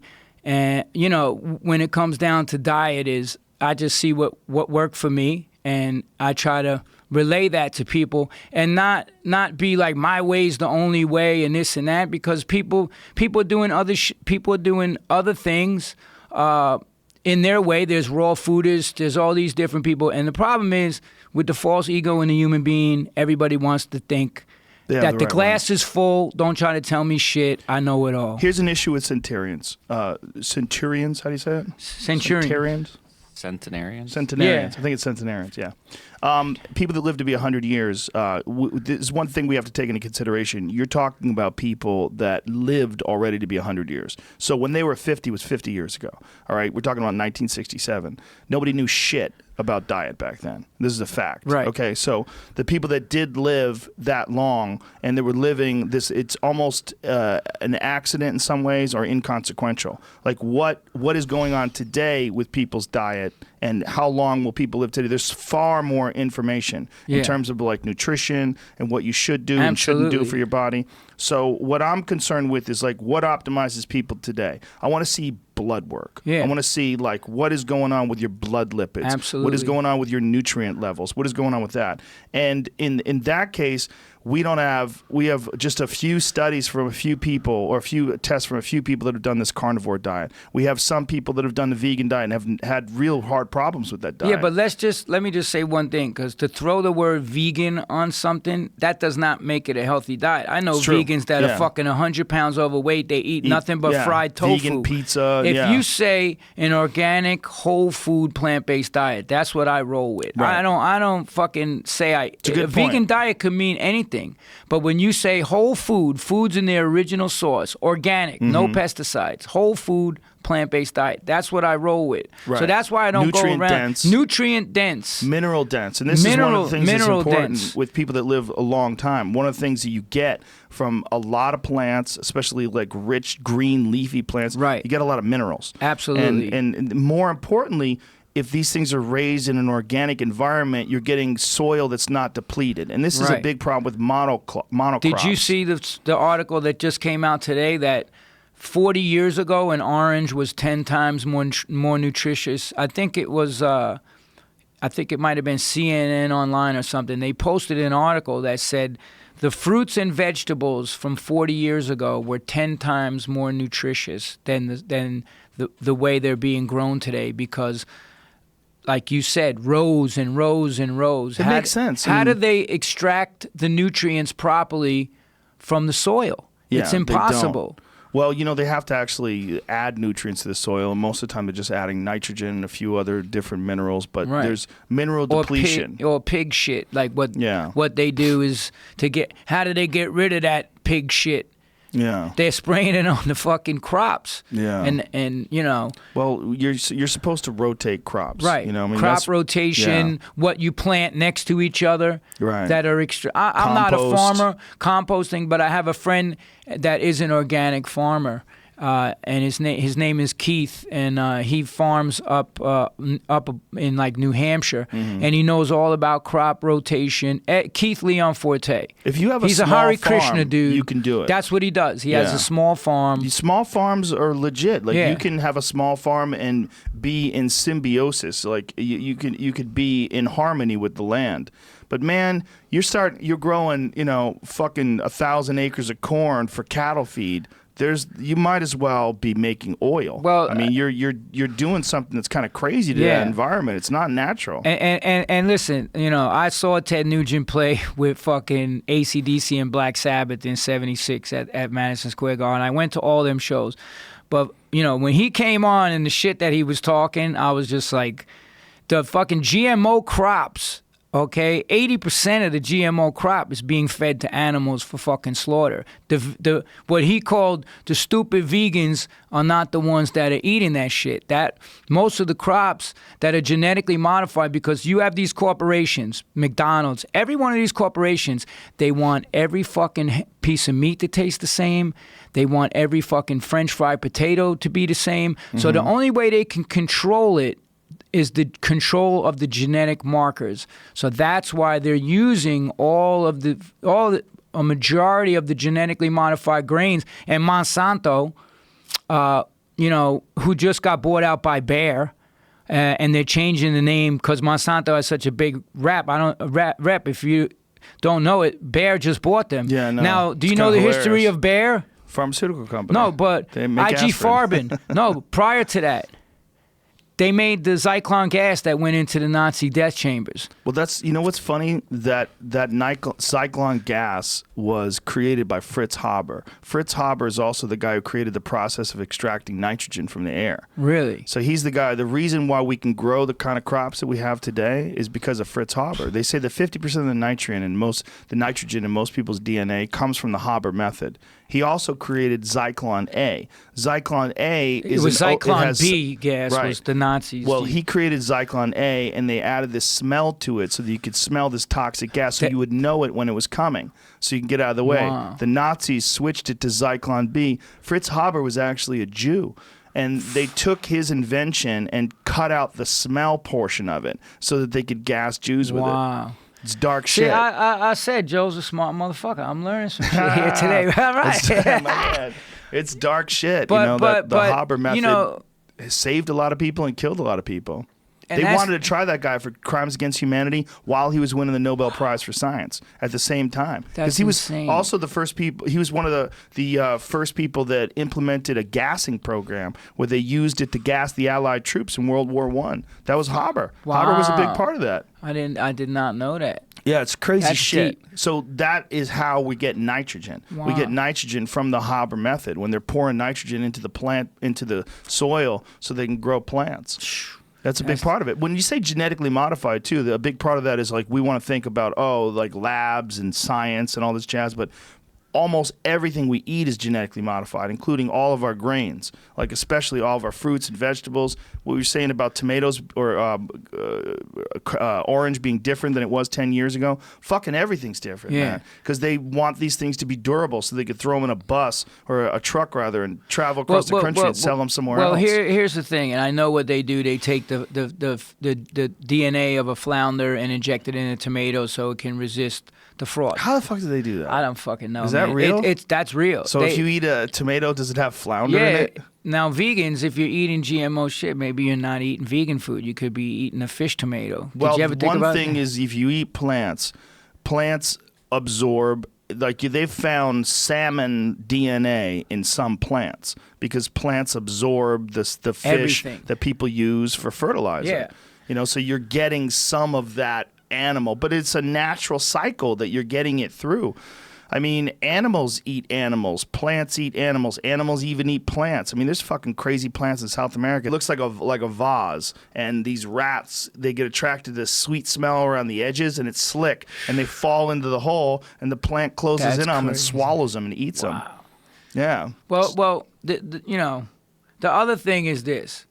You have chemical companies making your food. Their job is not to feed the world. Their job is not to keep you healthy. Their job is to sell fucking pesticides. Yeah. Let's be fucking straight up about it. So, yeah, they created, what was the other cross genetic, there's a vegetable, I think it was was it cauliflower or broccoli? They mixed two things and came out with, it's a different process what they're doing now. And really what they do, when they can take Roundup and pesticides and put it in the fucking seed, right, is what they're doing now. And so the plant from the growth cycle is resistant to these bugs. And all the people that are having the gut issues, I don't know if you listen, I know you had Rich Roll on twice. He's my fucker boy. He's a homie. He's a great dude. Dude, he's fucking, everyone asks me like, what's that motherfucker what's he like in real life? I'm like, that's the most genuine fucking dude. You ever have anything going on. He just wrote the foreword to my new book, The PMA Effect. I mean, he's a solid cat. Very solid.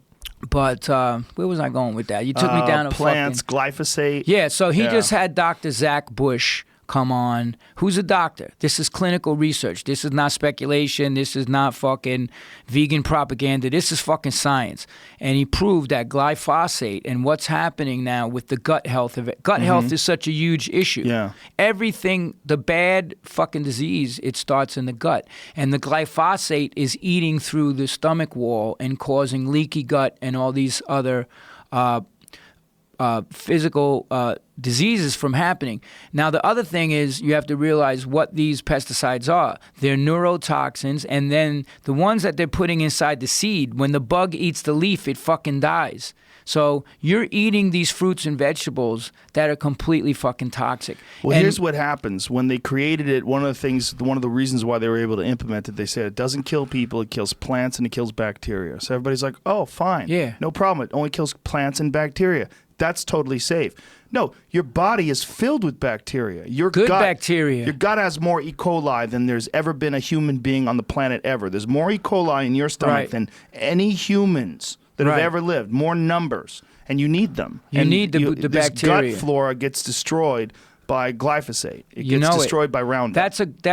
That's I mean, that podcast that he did, that episode with Dr. Zach Bush is fucking unbelievable. And I'm surprised, motherfuckers didn't try to take that dude out at this point. Well, they're making so much money and people aren't listening, and there's so much signal. There's so many noises going on. And they use the word that everyone loves to use, the two words, conspiracy theorists. Yeah, that's a good one. But here's the thing. Once you can prove something and there's data and evidence to back it up, it's no longer a theory, it's a fucking fact. So it's not even a conspiracy, it's just exactly. reality. And by the way, when they implemented it, they probably did think that they could get away with it. They think it would have been fine. They really probably didn't know as much as we know today about gut biome. Right. That's all new shit. That's all within the last couple of decades. Do you and do that stuff was already how about prebiotics? Yeah, kimchi is fucking amazing. Yeah, I drink a lot of I drink a lot of kombucha, I eat a lot of kimchi. That's where I get it from primarily. Yeah. That's good stuff. Yeah, I mean, gut biome is gigantic, to the point where people make memes joking around about me saying gut biome because I say it so much. And the other reason that I didn't know where this whole conversation would go, because I have respect for you as a martial artist. Like I said, I know Brian since the 80s, and he always talked about you. But Rich Roll wrote you and said that I was up at his house and heard that I was coming on a podcast, and you responded to him in a text message and said, yeah, it's so fucking toxic what's going on. Like, I just want to sit down with him. Yeah, it's another form of identity politics. Yeah. And people, look, there's a lot of people that I'm friends with that have all sorts of they agree with things that I don't agree with. They have ideas that I don't agree with. I mean, you're allowed to have varying opinions. That's what human beings are all about. We're supposed to be able to communicate our ideas, but you're not my enemy if you eat plants. That's crazy. Right. And the problem is I eat plants too. I eat a shitload of them. Like this idea that that vegans and meat eaters are supposed to be enemies. I mean, I hang out. Very strange. Listen, man, I'm gonna tell you straight up. I hang out with dudes that fucking eat McDonald's. Like, I have friends. Like, I don't look, like I said, I'm not the fly looking for the shit. I try to look to the positivity of every human being, and some of them eat meat. My brother my brother eats meat. I'm supposed to hate my brother because my brother eats fucking meat. It's just like it's like you said, it's identity politics, and I don't roll with that, because if in my line of work and what I'm doing, which is getting people out of some really dark fucking shit in their lives, like this documentary I'm doing now called 30 to Life, the shit that these fucking inmates have been through. And I met one guy, he did 50 fucking years, man, and he's 90 years old, and his story is, he's in Amity Foundation, and his story, he's out now? He just got paroled after 50 years. 90 years old. I got a picture of him in my fucking phone. But listen to his story. Before you judge a motherfucker because they got locked up, he served in World War II in the Army. He served in Korea in the Army. He had his friends fucking blown up in front of him. He's seen shit we can't even imagine in 2 wars. Korea, you know what them motherfuckers went through over there with the cold, and fucking they couldn't even bury the bodies, bro. They had to fucking stack them with, just insane. And he came back and went onto the streets with PTSD. They didn't even know what the fuck PTSD was back then when he was going through it. And some shit happened, which I did not. He got double life, so obviously something really bad happened, and I don't know the circumstances. But he's 90 fucking years old right now, and he survived the riots in Folsom. He survived insane fucking shit. And I'm like, yo. And he's out now? He's out now. He's 90. There's a fucking picture of him. Show me the picture. What is really? What is it like when you're out after fucking 50 years in prison? And he's the most humble, genuine fucking dude. All of these guys, like I just got, we're training to do a 5K, and Rich Roll is leading the run, and I just got Nike to fucking give them all Air Pegasus new fucking sneakers. These guys are in fucking tears, man. They're like, nobody gave a fuck. When we first went in there and met these brothers, one of the biggest, toughest, scariest motherfuckers broke down in fucking tears and was like, yo, nobody gave a fuck about me, man. The fact that you guys are coming in here and doing this for us, you don't know how much this means to me. And, I mean, he had to leave the room. He was crying. Here, I'm going to show you the picture of this cat. I mean, that's why I do. Here, this is him right here. Read that text. Wow, look at him there, man. That's crazy. And he's trying to hit on all the female camera girls and shit. Like, he's a fucking Papi Chulo, I nicknamed him. Oh, I lost it. I don't know what you happened did? to it. Sorry. It just disappeared on me. Yeah, right here.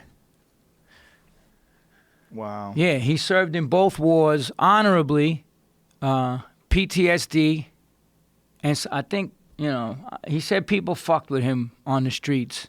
So what is he doing with his life now? He's in this program, so they get paroled to this program called Amity Foundation, and they serve out their sentence and try to reintegrate them.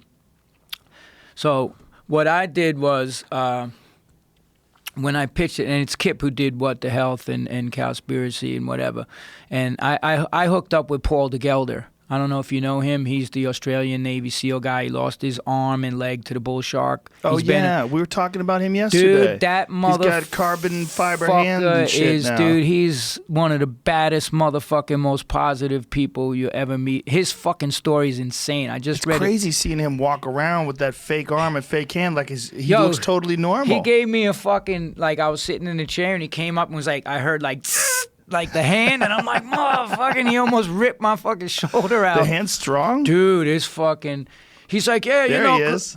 There he is. Wow. Because, I had to be really careful because, I used to take care of my business with the right hand and then, That's so crazy, man. Yeah, dude, a bull shark took his arm and leg, and now he's on the Discovery Channel Shark Week, and he fights for ocean conservation because if you kill the lead predator in the oceans and the culling that's going on. So I contacted him, and I go, Paul, I'm going to tell you right now, the whole vegan shit is becoming this shit for rich fucking people, and the people that really need it are the ones, they can't afford $25 to go to a veg fest and all this shit. It's becoming this pompous fucking shit. And the food, and you go to try to have a fucking meal, and it's like fucking $50 in just in fucking appetizers. Right. And the people that really need it are not getting access to this. And I saw 13th, the documentary about the prison industrial complex in America. Did you see that? Yeah. So you know what's going on. Yeah. And I was like, it's prison is basically slavery. Slavery. Yeah. There's a loophole in the law that if you're incarcerated and do a crime, that you can be put to work and not get paid. You get $1. They're in there making Victoria's Secret fucking underwear and all this other shit. It's fucking crazy. It's crazy. So it really fucking lit a fire under my ass. And I said, Paul, a lot of these documentaries are like, I eat vegan and I got big muscles and fucking whatever the fuck. I'm like, what about the motherfuckers that really need it? What did I go through? I've been through fucking hell as a kid. I was on the streets of New York. I was in the same place Mike Tyson was, Spofford in the Bronx. Only white dude in the whole fucking place. Fucking went upstate, did all this shit. I'm like, what changed me, man? It was this process. I said, the people that need this shit, they're not getting access to it. I said, let's come up with something and fucking help these people.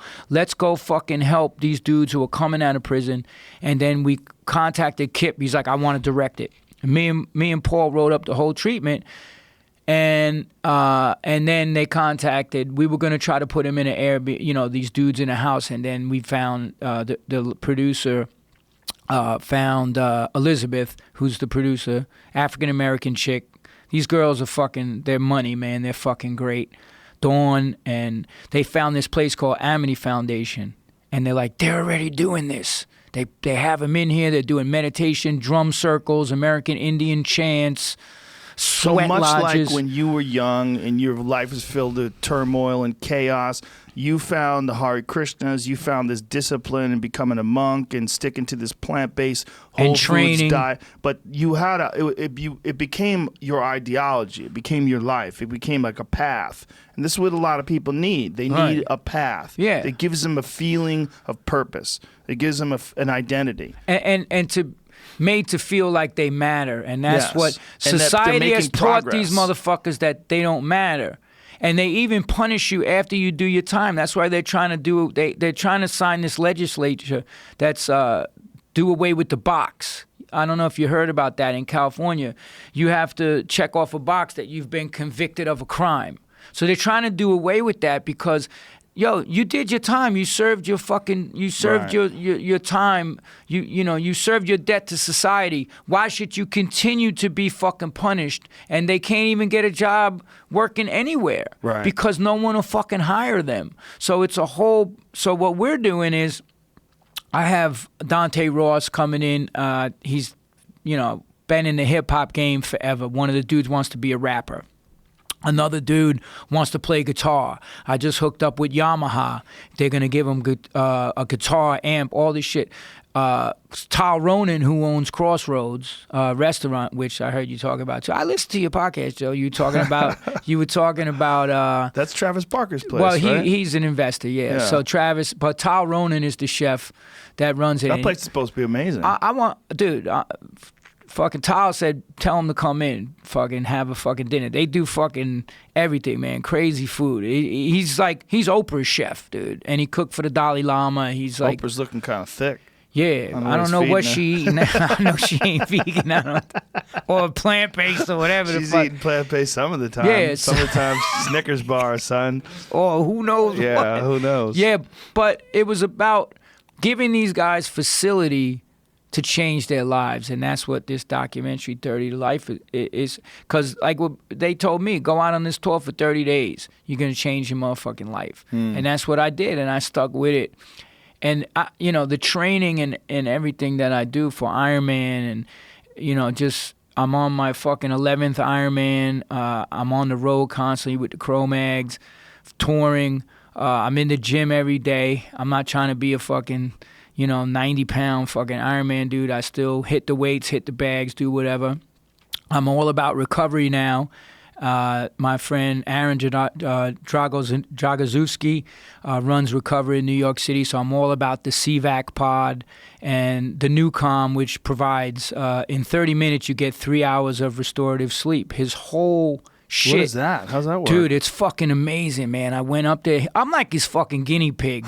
Like all the shit that he's learning, massage school, fucking trigger point therapy, everything that he's been learning. And he's a bad motherfucker. He fought in the Golden Gloves. He has black belts. He's a hardcore dude, all tatted up. And, I just been on this, and I went into Crunch because they were offering a special thing. And he led the boxing, and he taught kickboxing and worked with all the 5 Points guys would all be in, 5 Points Muay Thai? Sure. So, yeah, before that, they were all up in Crunch, training, and then they opened up the school. But he was there. And I said, yo, I want to do this Ironman. He started, training me from day one to do my first race. I started with him in 2010. I did my first race, 2012, New York Ironman. So then his whole journey, now they open up this place, Recover. It's right up the block from Henzo Gracie's on 30th Street. So they have the CVAC pod, which takes you to elevation. It increases your VO2 max by like 5.8%. And I think doping, doing the EPO and everything, only gives you 3%. And then he does the Newcom. So now I tried to test the shit, and I'm like, all right, Newcom. It fucking works with the wiring in your brain. So you put you put blinders on, and you sit there with these fucking headphones, and he has electrodes. He puts this gel. By the way, I have his card, and he said, you come to New York next time. I want to try. I want to set one up in here. Yeah, dude. So the thing was, I tried to fight it and be like, no, I'm fucking not gonna I'm not gonna go out. And the vibrations that they design, that the sound vibration that's coming through these headphones, like I'm like just trying to fight passing out, and I just fucking went out. And then they woke me up, and they're like, yo, how long do you think you were out? I said 15 minutes. They were like, you were out for 1 hour and 20. I'm like, what? And it's fucking bizarre. Like, they're learning so much about recovery. And now there's all kinds of pro athletes are coming into Recover in New York, the studio over there on 30th Street. All Henzo's guys. Henzo's nephew who just won, what was that MMA tournament? He just won something. He had some fight and he won. And a lot of those guys are coming in, and a lot of pro athletes. There's a lot of endurance athletes that are going in there. So how does it work again? There's electrodes that are on your So neck. he puts do you have a TENS machine? You know what they are, like sure. the gluey fucking pads, right? Right? So it's these squares, and then he puts this gel, and he puts it behind conductive gel, and he puts it behind your ear here. And then the headphones and the blinders. But it's sending a pulse into your body and the sound vibration. Is it attached to a big machine? It's a fucking little machine like this. So it's something that we could have here. You can have it set that here. shit up, I'm Jamie. telling you, man, you will bug the fuck out. That sounds crazy. Yeah, like he's an expert in it. Like the guy who manages the whole shit, he's an expert in the Newcom stuff. So, wow. So like, so do he's a they big have fan of yours, by the way, too. Shout out. Yeah, he's Aaron. So this is it right here. Yeah. Oh, so when you put this on, is it on a timer? Like, how do you know when it's over? Do you wake up when it's over? No, they had to wake me up, man. Those are the pads. They woke me the fuck up. I thought I was out for like 15 minutes. Step 2, microcurrent stimulation. Step 2 for NuCalm is to use a subsensory microcurrent to catalyze the effectiveness of the NuCalm supplementation. So you take pills with it too. No, I didn't take any pills. Okay. The combination of the supplementation, the microcurrent works on the midbrain to interrupt the body's natural stress response. Research shows this microcurrent helps balance the brain's neurochemistry by reestablishing optimal neurotransmitter levels. You won't feel it while it's working. So fucking Swahili, as far as I'm concerned. That should help the way your brain works as well. It's insane, dude. Wow. I mean, and they're the only ones in New York that are doing the NuCalm. They're the only ones in the East Coast that have a fucking CVAC pod. One of the universities out here. They've got one in Orange County. Yeah. I know Ian McCall was using that shit for a while. He said he got great benefit out of it. Well, the woman who holds the world record time trial, I believe, she was doing CVAC, the pod. It's fucking insane. You go in this thing, and it's like you have to work up because you can't just go to level 5 and your fucking shit will just bug the fuck out. So I worked all the way up to level 5. But how long did it take you to work up to it? It took me like a couple of weeks, you know. But like what I really noticed was with my running, because I mark my thresholds and everything. So every run, when I was training for the last race, I just did Chattanooga, a half Ironman. So every run I was doing, it's going in the CVAC and then going to do the NuCalm, and then I do the Normatec boots. Like they have everything at this place, Recover. So like they're just using, and then they have this other fucking magnetic blanket that fucking you sit on it. And then there's an isolation pad on top, and it sends these frequencies through your body. Oh, I've done that. Wait a minute, what is that called? I'm spacing on it. They have that at the cryo place that I go to. Dude, it's and they got cryo coming now, and it just flushed. Like I've noticed that I can go fucking hard as. I mean, I would have to bike 120 miles and do a brick and get off the bike and go run 13 miles. And I'm like fucking breaking threshold fucking records because I started taking up any athlete who's serious about, even Henzo's, I think it was his nephew or something that just had that fight. The coach was like, you know, what the fuck are you doing? And he's coming into the CVAC twice, 3 times a day. And he's like, dude, his gas tank, he just doesn't run out. He's fucking grappling. He's, you know, doing everything, and he's never fucking tired. I've never seen him perform at this level. So the success is there. Even this woman, she broke the world record. I think it was for TT, time trial or track or road or something.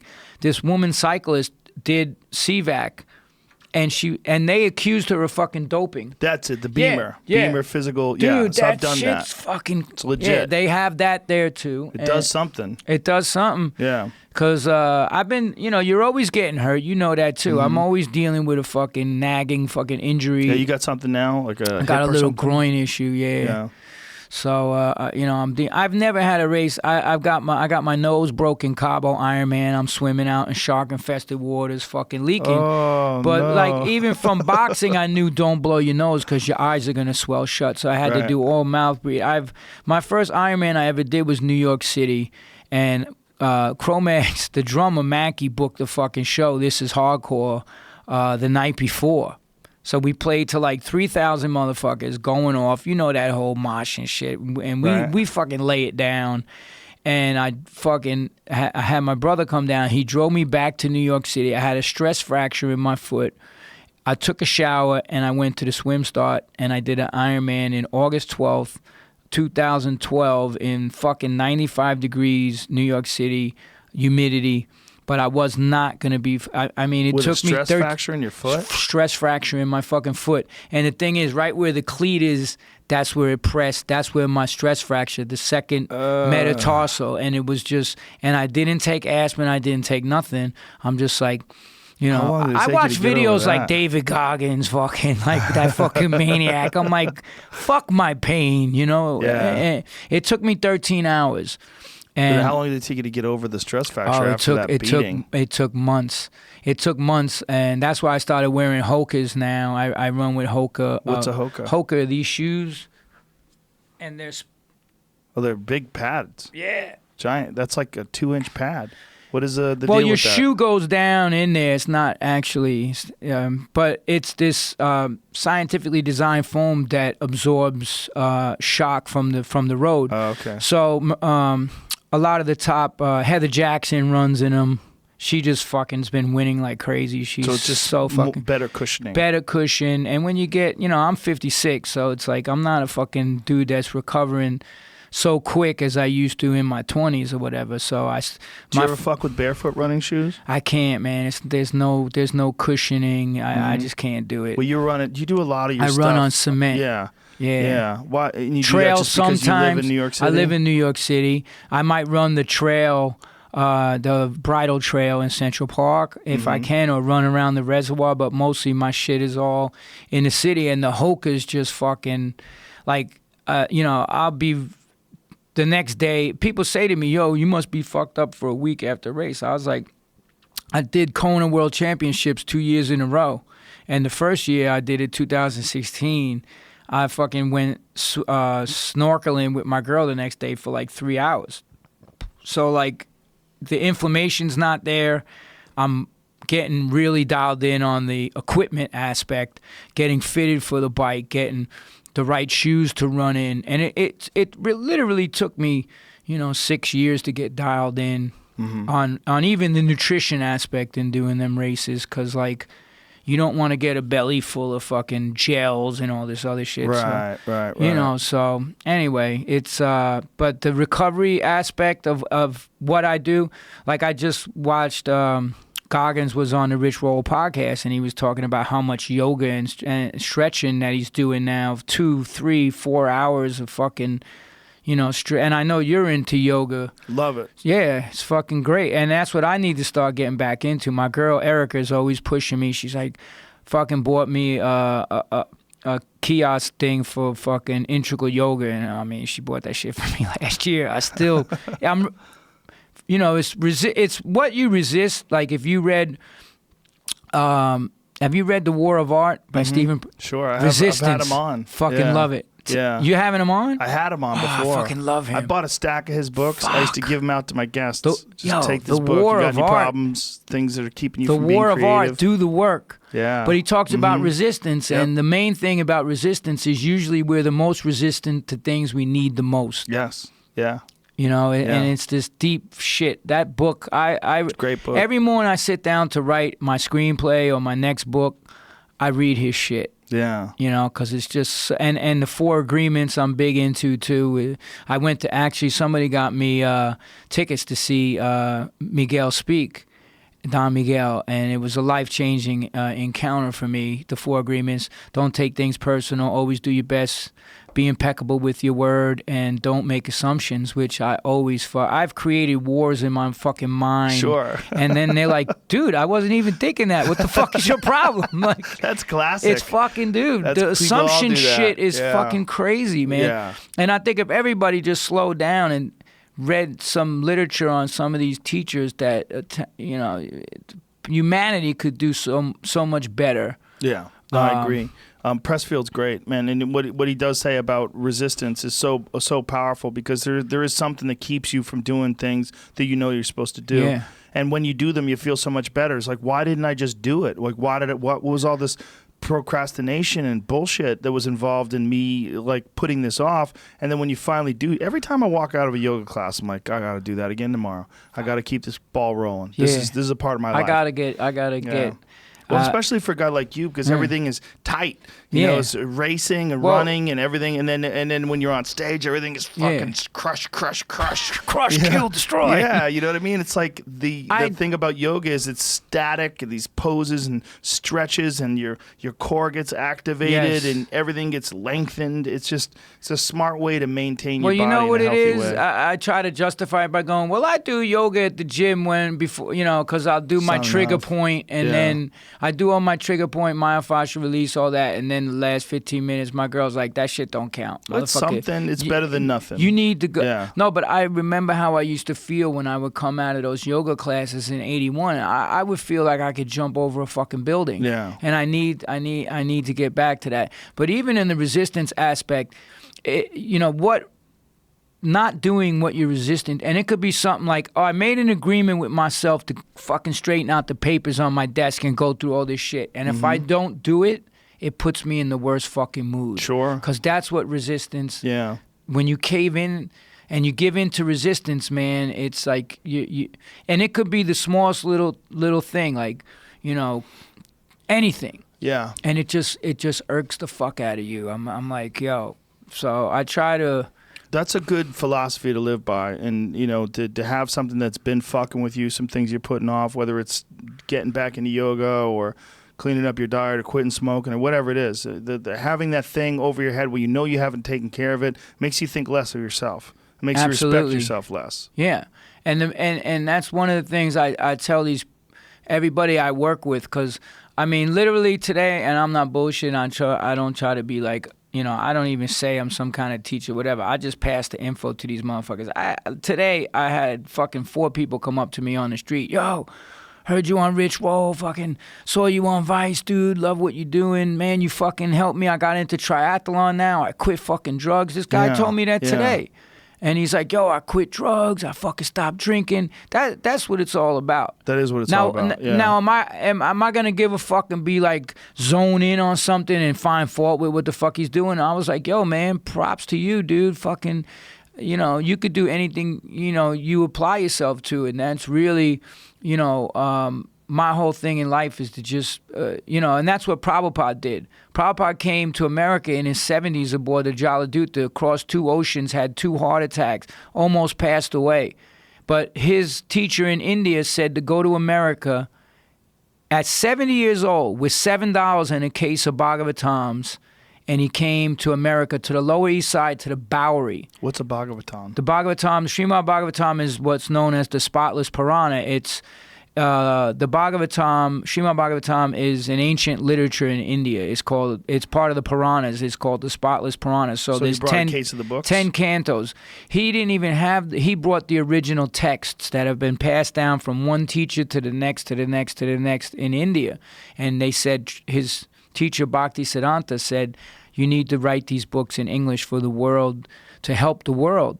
So he didn't, all the people in India were like, Swamiji, you know, you're at the end of your life. Why are you going to go to America? It's a very dangerous place. Not only did he go to America, he went to fucking New York, to the Bowery. They robbed him. He slept on the floor. He fed people. He cooked me. Allen Ginsberg got him his first storefront over there called Matchless Gifts.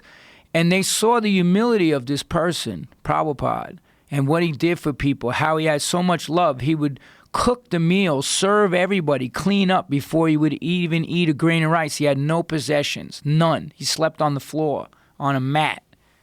And they saw the humility of him, and and when I learned this story, there's a great documentary on him called Your Ever Well Wisher on YouTube. And it's about his life and how he came, and you know, Acharya means one who leads by example. It's not what, and I've learned this just by these big mouths that are out there that talk so much shit. It ain't what the fuck you say, it's what you do. It's about your action and your words and how you interact with other people and how you see other people. Even these fucking so-called celebrities, it's when the cameras ain't on, how do you treat people? Right. You know, what the fuck is the real core of your existence? What are you here to do?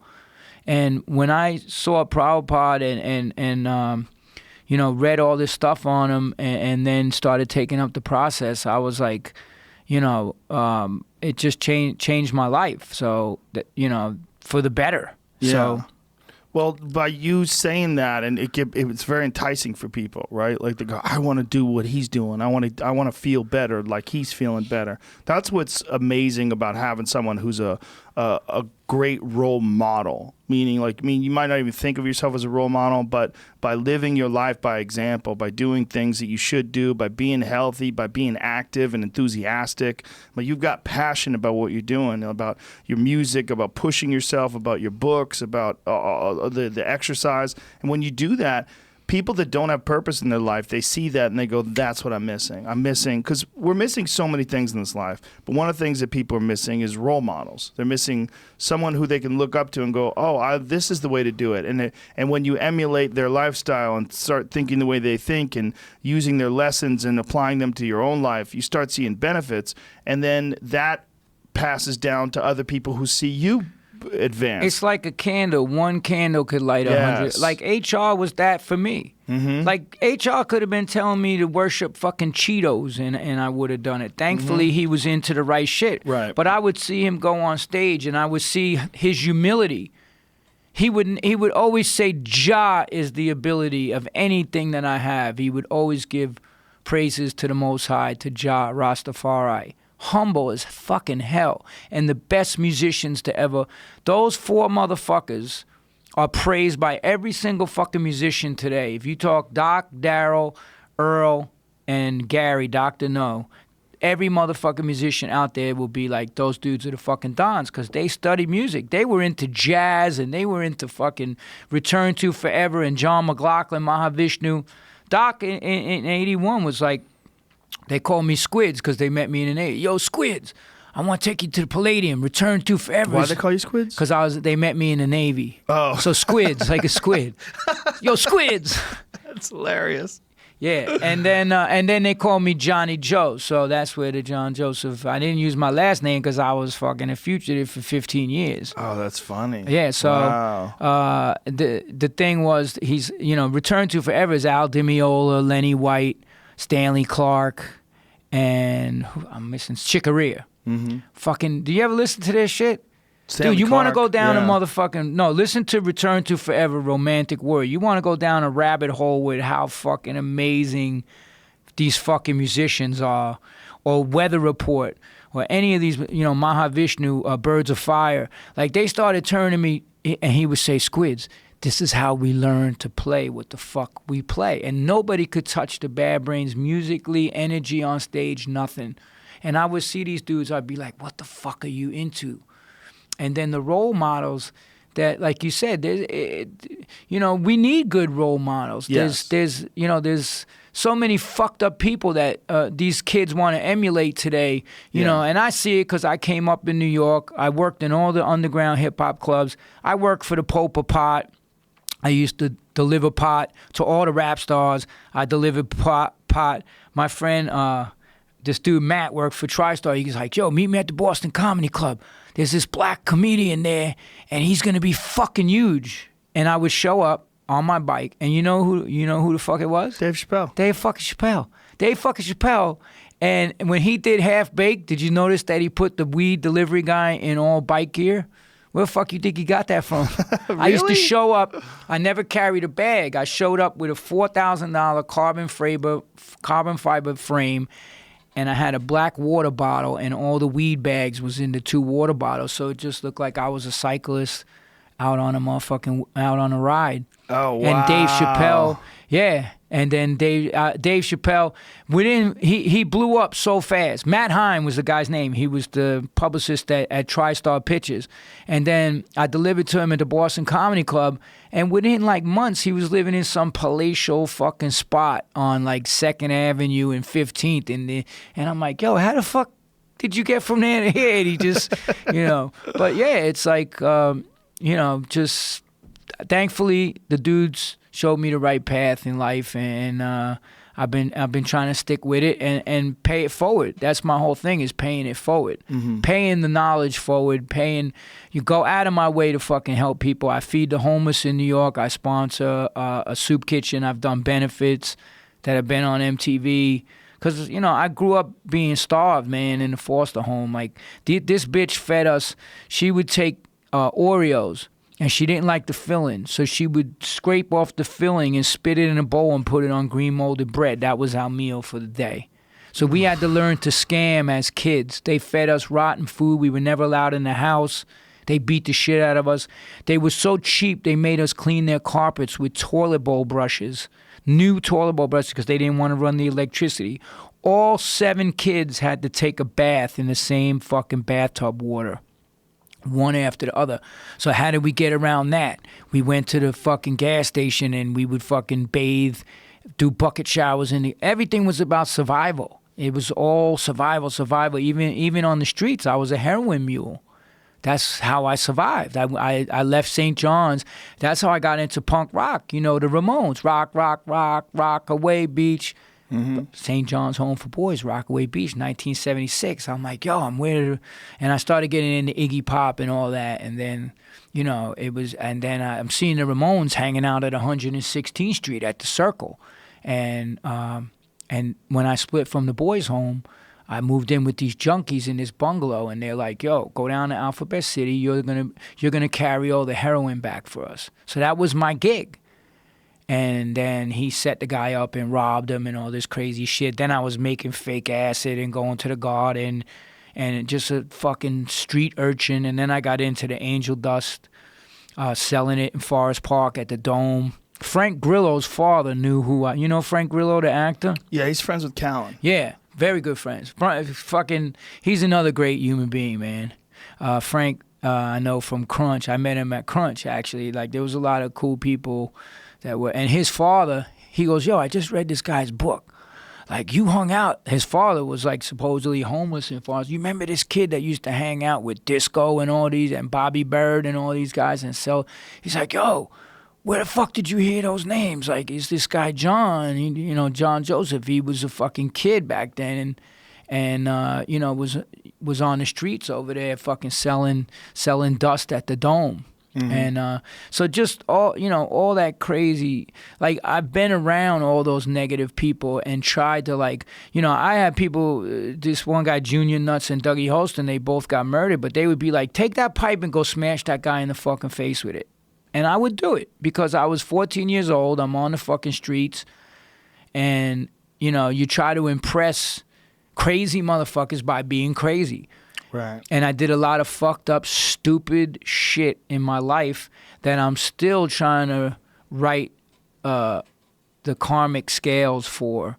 So my work will never be done until the last breath I take in this lifetime. I'm trying to help people, and you know, by whatever methods I can. You know, that's what. Well, that's a beautiful path, man. I mean, you've turned a terrible situation and a terrible circumstances into a way that you've created now where you're inspiring people all the time.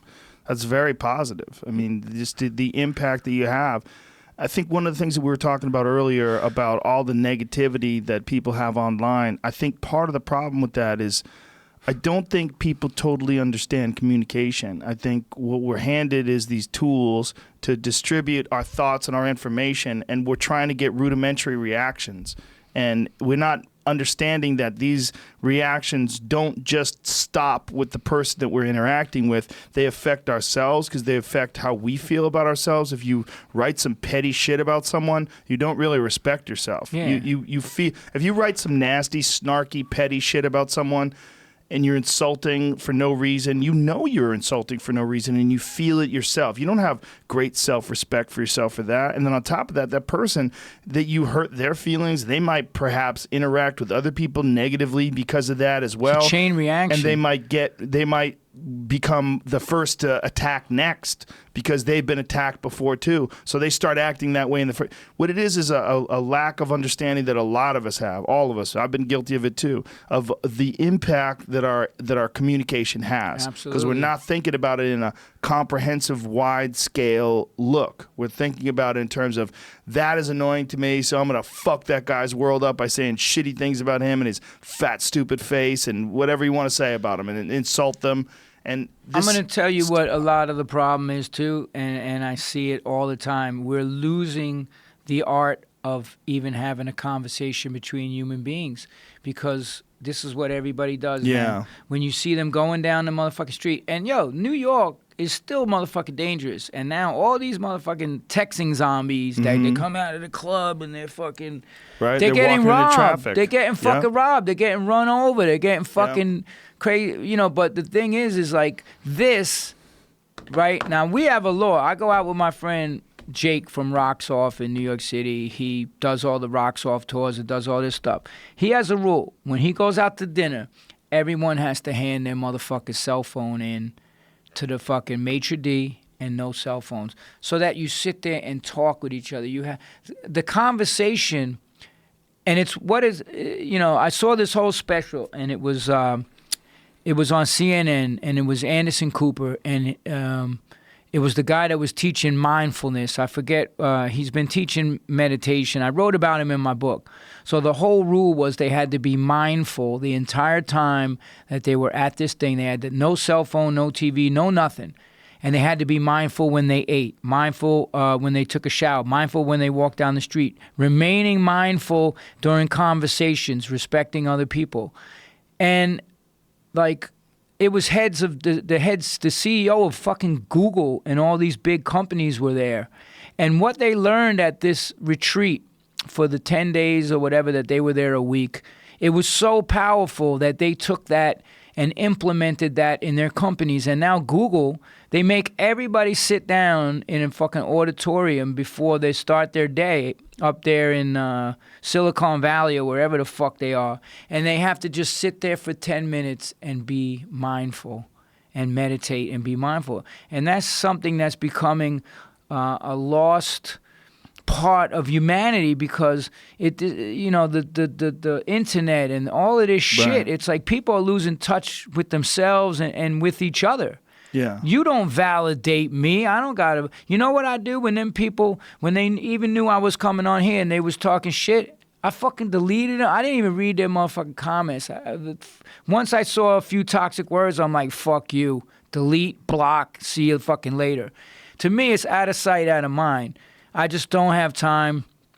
For people capable of that. Because, I still have the tendency to do the 4 disagreements. I do take things personal. I will make assumptions. I'm a work in progress. I'm not healed.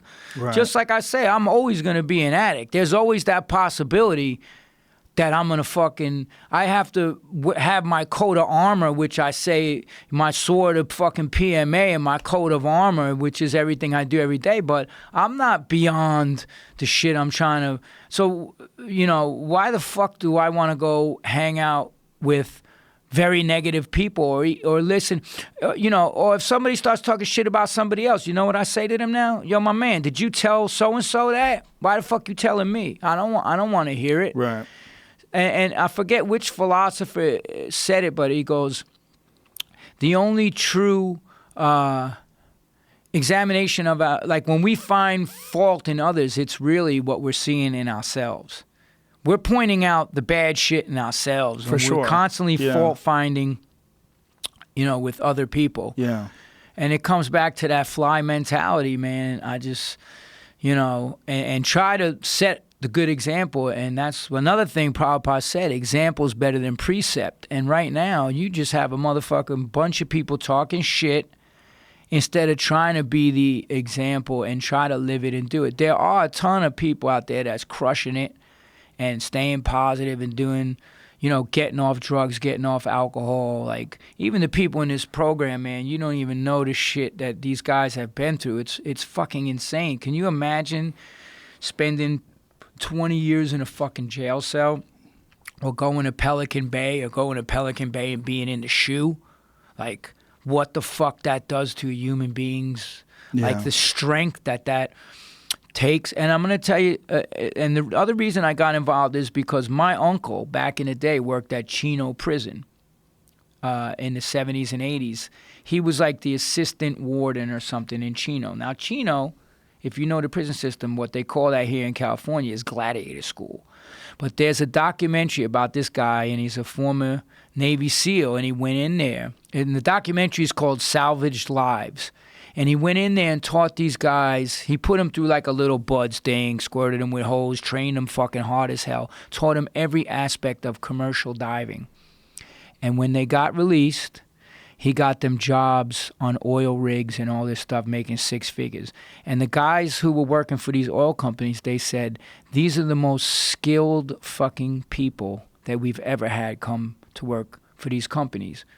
So between trying to set a good example and seeing the people before me that's done it and wanting to reach out and help people and my uncle telling me about this guy and then seeing the documentary when it came on, I was just like, I got to try to do something to turn the tide. And having a platform like Netflix or whoever's going to pick up this documentary, it's like, it could show people, listen, stop incarcerating motherfuckers. It's about education, not incarceration. These are not animals. These are human beings. Yeah, it's a broken system. It is. For sure. It's not helping anybody. It's just making people harder criminals, and it's just punishing them by keeping them locked in a cage, and they never get any better.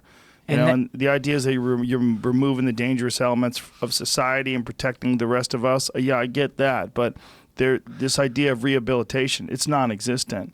Now they even removed the exercise equipment in the prison. Because now, if you watch 13th, more dangerous, right? Yeah. It's basically like warehousing bodies, man, and they violate them. One dude got violated for smoking a cigarette in the facility, and they sent him back to serve the rest of his fucking sentence. It's crazy, especially out here in California. Like, California and Texas and Florida, man, it's fucking crazy, And look, I look back to the whole situation that went down in the 80s because I really try to do research. And the whole thing that went down, you had Nancy fucking Reagan saying, just say no. And you know what George Bush Sr. was doing to fund all his operations in South America? You know about that? Selling crack. Fucking selling motherfucking crack. Yeah. The vice president was bringing the cocaine, landing I've had Freeway Ricky on. Holy shit. Yeah. Landing the planes in Arkansas, right? Governor Clinton. And transporting the cocaine, and then... Did you see the Tom Cruise movie? Fuck yeah, I saw it. Yeah. I loved it. What is it called? Made in America? Made in America. Made in America? Yeah. Yeah. And the thing was, and American then made? they passed these draconian fucking drug laws. Like, I think you could get caught... I forget what the exact amount of grams were of minute portion of crack cocaine. Right. And there was dudes getting busted with quarter pounds of fucking coke. But that's the white man's. Right. And they would get fucking a slap on the wrist. These dudes would go away for 10 years. So they put the coke in the neighborhoods. They funded all their operations in South America. And then they passed draconian drug laws. And this was the Clintons. Yep. Hello, I was Hillary. also friends with Michael Rupert. Michael Rupert was the guy who exposed all that. Do you remember they had those town hall meetings with the DEA and the CIA? And Michael Rupert, who was he was a homicide detective for the Los Angeles Police Department. You know what? I did. I think I forget. Wasn't he a homicide? He was homicide, right? And he went in front of this big meeting on CNN. And he explained it to everyone. Was it C-SPAN or CNN? I don't remember, but it was on television. And he explained that he busted the CIA selling drugs in the inner city, and that he has documents that can prove there's a detailed history of them selling drugs, then using those profits overseas. There was a documentary about it that came out, and it was these big, the fucking big drug dudes in L.A. said, yeah, these guys would just show up with fucking van loads of fucking coke. And Did you ever see that video of him talking in front of those people? See if you find that video, because it's a fucking crazy, eye-opening video. But they're having this town hall meeting. Here it is, right here. Fuck. Oh yeah, I saw this. I saw. Held drugs throughout this country for a long time. Fuck yeah, man. Hell yeah. People were like, what? C-SPAN.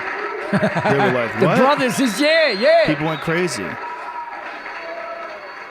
Allegations of CIA involvement in drug trafficking. Fuck yeah. They listen. All right, obviously that is an answer for a lot of you. Now can you please? I refer. All right, now can you please? I refer direct. Wait a minute. People just yelling shit out. They're like, what the fuck? The CIA selling drugs? Yo, but and do a you cop know, just told everybody that? Do you know that they declassified those papers? You can read all of those papers now online that they fucking did that shit. Freedom of and Information then they invested in the fucking prisons. Yeah. So they're making money. Well, that's the crazy thing is privatized prisons. Oh, it's that insane. Is the most evil thing, that you can make money, and therefore you're incentivized to make drug laws more strict so you can get more people in prison so you generate more income. 13th, man. If you ain't seen that fucking documentary, it's why intense. I when I saw that, I knew what my calling was to do. Because, Noah Levine, he wrote this book, Dharma Punks, and he's been a Buddhist. He was a heroin addict. He used to do a Buddhist ministry in the prisons and change these people's lives. And, they came out in this magazine called Satya, and I read this article. So Satya in Sanskrit means the mode of goodness. So that's what this magazine was called. And I read this article about these inmates that he was working with, and one of them said he was never getting out. He's, life without the possibility. And he said, if I had access to the information of what I've learned through this program, I wouldn't be where I'm at. So then that planted the seed in me, and then just seeing what the whole shit's turned into, how the people that really need the food deserts and everything that's going on in this country, and the research I've done and everything I've been talking about and fighting for change by taking action against the fucked up shit, and then 13th coming out and just lit another fire under me. I'm like, man, let's fucking help these people, man. But yeah, I knew about all that coke shit back in the fucking day, and at first I was like, yo, because Congress wouldn't cut a check to him to do his dirty fucking shit down in South America. We got our hands in wars all over this fucking, trying to take down governments all over this fucking planet, man. It's insane what. Yeah, that Barry Seal story is fantastic too. Yeah. That's the guy that Tom Cruise played in that movie. I mean, it's a fucked up version of it in the movie. I'm sure it's not totally accurate. But that guy was selling drugs, and he was going to South America and bringing them over and dropping them off in Arkansas while Clinton was the governor. And he pardoned him. The DEA dude was like, I fucking got you. Yep. Call comes, let him go. Guess who it was? Clinton. Bill Clinton. Yeah. That's fact. Dude, that's a fucking fact. Yeah, that really did happen. And then you get, Hillary Clinton, I'm for black people and this and that. No, you ain't. And now she's like, yeah, we have to change the fucking prison laws and the sentencing laws on drugs. Yo, you created those. The 3 strikes was your fucking husband. Yeah. She's a fascinating character because people want to think of her as being this super progressive person because she's a woman and because she's a Democrat. She didn't even believe in gay marriage until 2013. She talked shit. I got fucking. I saw videos of her talking shit against gay marriage and marriage should be the unity of a man and a woman and God. It's all political. It's all. They're it all is. mouthpieces. Yeah. They changed their. No one can take a stance and say this is who the fuck I am, no matter what group I'm talking in front of. That's who I look to and have respect. I don't change my stance on shit. Well, you remember when Bernie Sanders was trying to get her to release the transcripts of those speeches that she gave in front of the bankers? Come on, tell us what you said. Yeah. Those fucking things were buried, long gone, like no chance. You're not going to release those. That would be some dark shit where she's making sure that you're going to make more money. You get me in office, I'm going to make sure you keep making money. We're here to make you make more money. So what I've seen your comments on Trump to some point. What do you think about it, homeboy? I think no one should be president. And I think the idea of having a popularity contest is fucking ridiculous. It's ridiculous. What we should have is a council of wise people. And they should have... Old school. Yeah. The real shit. Should be a group of the most wise economists. Qualified. Yes. But I mean, your work should be judged. Like, it shouldn't be partisan. It shouldn't be you're trying to appeal to social justice warriors or radical progressives or radical conservatives or right wing Christian fundamentalists. It should be you're making sense because you understand law and fairness and ethics and morals and values, and you understand, like, with an objective sense and an educated sense of how to establish a quality community of human beings, a civilization in which people can prosper, in which laws are fair, and in which we establish what do we find necessary, what do we find important, what's imperative, education, community, all these different values, and enforce those, and it somehow or another figure out a way to make this world a better place than what it is now. Engineer a better place. That's not what we get. Yeah. What you get is some person who says they're going to do all kinds of shit until they get in there, and they very rarely do. Did you see the AB shit that they just put up for all of fucking Trump, like the shit he promised on the campaign, and now what he's doing? Actually doing? It's fucking... No one's done any different. But Obama did the same shit. Obama did the same shit. Yeah, I mean, people forget. Listen, Hillary would have done the same shit. They all do the same shit. And the thing that fucks me up the most is the popular vote doesn't decide who the fuck gets in. It's ridiculous. It's fucking the electoral colleges. What the fuck is that? Yeah, what is that? What is that shit? Who is that? Who the fuck are all those motherfuckers? Representative government was a great idea when you had to get on a fucking horse and take your ass to Washington in order to place your votes. You don't have to do that anymore. You could vote instantaneously. People should be able to vote on issues with their phone, okay? Your phone's in your pocket all the time. system, you should be able to. First of all, you should have some sort of understanding what you're voting on. You should have to pass some sort of a test. They should say, like, do you want to vote about, do you want to vote on spending? Do you want to vote on healthcare? How much do you understand about healthcare? Well, let's take a test. And the people that can pass the test, understanding what the consequences are or why they're doing this, then you should be able to vote. But this should be something that you should have some skin in the game. There should be some understanding of what this system is. Instead, look, I'm not a giant supporter of any mainstream media, whether it's right wing or left wing. But there's something fucked up about these people from CNN going to these Trump rallies, and you got hundreds of people giving them the finger. Fuck you, you're fake news. Fuck you. They got American flag T-shirts on. I mean, there's a nonsense, almost pro wrestling aspect to all this. It's what it's become. But he's profiting off this. This is for his advantage. He set this up. Yeah. Because he found a broken system and he said, "Oh, I'll just fucking rig this system. I know how to get people to like me. I've been doing this forever. I'm a cocky, arrogant billionaire. That's my shtick. I'm going to walk up there with my $5,000 suit on and I'm going to wow the shit out of these dummies and I'm going to have them cheering for me and tell you, these guys are fake news. You sit down, you're fake news." And everybody goes crazy and cheers. Yeah, did you see that somebody just... This video was, I think it was, might have been CNN that posted it, and it was like the toxic level of, it was this group, and they were just yelling at... That was Jim Acosta. Yeah. Yeah, that was exactly what I'm talking about. That's exactly what I'm talking about. That's who I saw, and they were all like, fuck you, and the chick that was fucking screaming. Yeah. I'll tell you something, because I'm a native New Yorker, and I have friends that are in the unions, and they built fucking...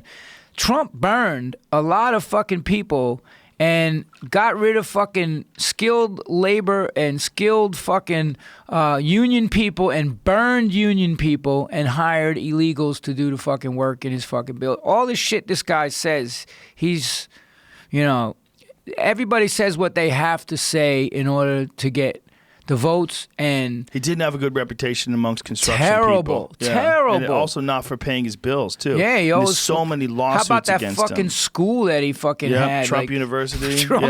Trump University. If you gave that motherfucker your money. But you know what? That doesn't mean that Hillary would have been a good choice either. She was a terrible choice. She's a corrupt politician, one of the most unlikable people that's ever run for office. She, in so many ways, crazy shit. And they were trying to get it. They were trying to get people to be supporting her just because she's a woman. There was a lot of that. It's like, this is going to be her history. Women, ladies, I stand with her. So there's all these women that have this blind allegiance towards this career politician. It's completely full of shit. She's been full of shit forever. If you watch the conversation between James Comey, when James Comey testified about what he did and what they found with the Hillary Clinton emails, and then her version of it, she's just a straight liar. Yeah. She deleted 33,000 emails. How the fuck do you do that? And then even worse than that, when they rigged the DNC, they rigged the primaries so that Bernie Sanders was going to lose. She had her people into the DNC that was crazy. Way in advance. That Donna Brazile book about it is mind-blowing. Yes. The thing was, he was packing fucking stadiums. Yeah. She couldn't even fill a fucking high school gymnasium. Right. She was pulling all the strings, and she had all the favors that she was pulling in, and she had a shit ton of money behind her, and they were completely arrogant, and all the liberal elite in the media thought there was no chance that she was going to lose. She's 95% shoo-in to win the presidency, and she walked around like she was 95%. She already thought she won. Yeah. But you had the Benghazi shit. What the fuck was up with that? Exactly. What the fuck was going on over there? A lot of lies. And with the dirt that's on, I hope, whatever. Bill Clinton, I know you eat vegan sometimes, so don't fucking send nobody out. He had a real problem with it health-wise. Well, you know what? When it's us the hate rotting him out from the inside. All the times he pulled his dick out. No, but how the fuck did she get away with that? Well, how about shaming all the women that came out and accused him? She would attack those women and go after them. And Bourdain talked about that recently before he killed himself. There was a thing about what she had done to attack the women who were victims of Bill, especially earlier in her career. Oh, God, she represented child molesters. That was one of the things that she did earlier in her career. She got them off. There's a videotape that Dave Smith was She was laughing in one of them about the victims. I'm like, what the fuck is wrong with... Well, she was laughing about the effectiveness of lie detector tests. She's like, obviously they don't work. Ha, ha. Yeah, she's a piece of work. She is, man. She's a lifelong politician and a lawyer. And what about all the shit that went down in Arkansas? The shit that they were all accused of back in the day. What was that? The Whitewater thing. Whitewater the Whitewater shit. And just the string of people that have been fucking whacked who tried. How about Vince Foster? Yo, what the? There's a great book I read a long time ago called The Strange Death of Vince Foster. It's like, wait a minute, what? They found the gun in his hand, which you never do when you kill yourself. When you shoot yourself, and you pull that trigger, blam! Everything goes. The gun goes flying. You don't hold on to it. There's recoil in the gun. It's like and you blew your brains out. You're not holding your gun anymore. It goes flying. And he had the gun in his hand, and the blood that was missing from his body was not on the scene of the crime. So the researchers think that they moved his body. He was dead. They put him there and rigged the crime scene. And then put a gun in his hand. Up, case closed. But what was he testifying? He was going to fucking... He knew he had information about Whitewater. Yeah. What he was going to say, and who knows? They killed him. We'll never find out. How about the guy that was one of the whistleblowers for Enron, shot himself in the head twice? How'd he do that? That shit's hilarious. You shoot yourself in the head twice. Well, case closed. That's clearly a suicide. I mean, I guess you could kind of graze your head if you pussied out, like, and you're like, fuck, I'm bleeding. Boom. Yeah. You could do it. It is possible, but it's more likely somebody killed them. Yeah, it's just there's... People kill people. It's part of the thing.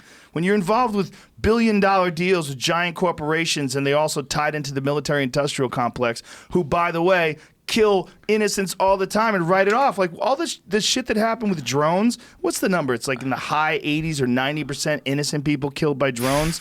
They don't worry about that. You think they're going to worry about some guy who's going to sink Monsanto or sink Enron or sink the Clintons or sink anybody? Fuck that. Send the boys. Get them whacked. Clean it up. Absolutely. We're good. Shot himself in the head twice. Okay, press conference. We're all good. Everything's wonderful. Here's Monsanto with some new glyphosate. It's going to fix your corn. You'll never have to fucking pick weeds. But I read this thing that most of the glyphosate that's being put out there is by people on their fucking own homes. Like what they're doing probably. on They don't know any better. They spray Roundup. It's I have a friend who had bone cancer, and he lived near a golf course, and they put so many pesticides in the golf course that it got into the groundwater. Right. And he said all these people in his neighborhood got cancer. Yeah. And he wound up. He has a fake femur bone. Wow. Like one of his femur bones, it's a metal bone. He got bone cancer. They had to cut his bone out, and they replaced it with this metal pipe. Well, the history of them too was Agent Orange and all this other shit. And my uncle was force recon in the Marines, and he got fucking like everyone in his units that got, they're behind fucking enemy lines and got MS, cancer, fucking the shit. They was spraying that shit on our own fucking troops. Yeah, well, they figured, look, this is the way we got to get rid. The problem is they're hiding in the jungle. We got to get rid of the jungle. Yeah. Let's just kill the jungle with poison. I mean, this is crazy thinking. Yeah. They just sprayed chemicals all over the jungle to kill the fucking forest so they could see where the enemy are hiding.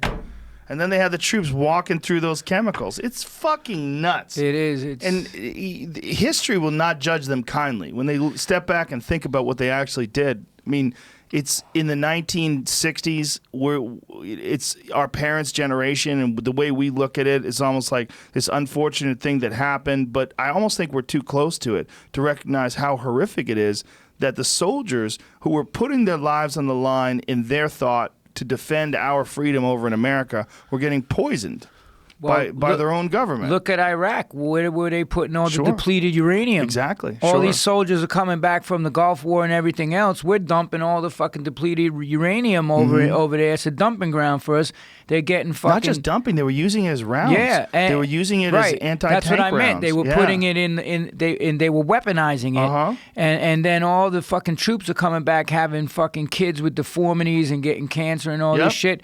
turned down for their benefits. Yeah, they denied it was even Denied an issue. it. Yeah. Fucking, what the fuck is that? They don't care. It's all about money for them. Yeah. They're distantly removed from it the same way someone's distantly removed from factory farming if they buy a burger at a restaurant or a burger at a fast food joint. They're not thinking about a pig that's in that can that makes that McRib. They're not thinking about that. And the people that disconnected. and the people that are thinking about the numbers on the paper, look, they're number crunchers. They got to save the government some money. Deny them.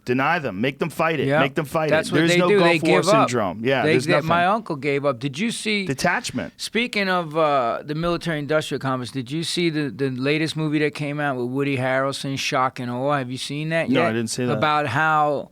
Oh, they uncovered the whole fucking thing about how the fucking weapons of mass destruction was just a complete lie. Every news media outlet except for one lied and backed up the government's claim and the whole shit. The Times ended up apologizing like we got it wrong. Yeah. So you go in there, you fucking send troops in there, you fucking kill how many millions of fucking innocent people over there.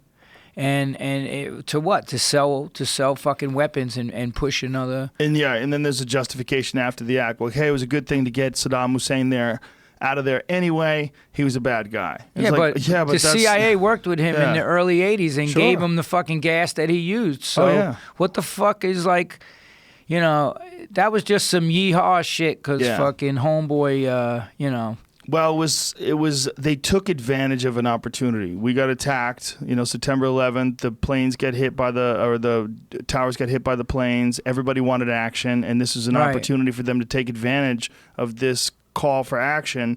And even though we're going against someone that had nothing to do with the attacks on September 11th, people felt like something was happening. The head guy from Department of Defense was like, what do you mean they're fucking... Right. You got to see this movie. It's all fact-based, too. It's like, what do you mean we're going... Iraq didn't have anything to do with it. What the fuck are we going into Iraq? Oh, well, he... And then they tried to say he let Osama bin Laden... And they said if Osama bin Laden met Saddam Hussein face-to-face, he would tell him to go fuck himself. That's how different... ideologies those two had. Yeah, Osama bin Laden was religious. He's very it's fucking crazy. Yeah, and Saddam they Hussein was sold secular. it. They just sold it. They kept. But what's great about the movie is it shows how they just started force feeding the information out there to create this fucking feverish kill fucking mentality that the Americans.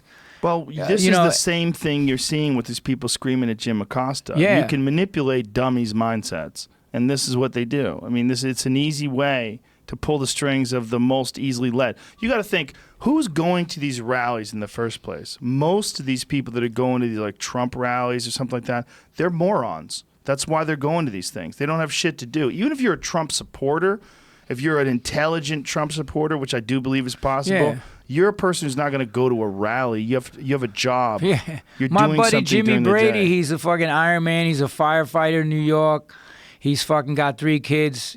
A lot of the New York City fire department and police department supported Trump. He ain't going to no fucking Trump rallies. No. I mean, he's like, No. he's a fucking really smart cat. And Those people are lost people, and they found their hero. And the problem with a guy like Trump is he's an asshole, but like he's an asshole on purpose. Like this is part of what his shtick is. Right. You attack me, I'll attack you back, and he starts making fun of Rosie O'Donnell or making fun of this person get him or that out of here. person. We knew how to deal with people. Yeah. Like, did you see his whole shit that they put in the 13th? And like, he was talking to the black people that were in the fucking. Like, the cops knew how to deal with these guys back in the day. Punch him in the face. Get him out of here. And then he's inciting a lot of this shit. Yeah, well, that's he's a going good on. rabble-rouser. Yeah. I mean, that's part of being an asshole. Divide and conquer. Yeah. Divide and conquer. If they could keep the people fighting each other over stupid shit,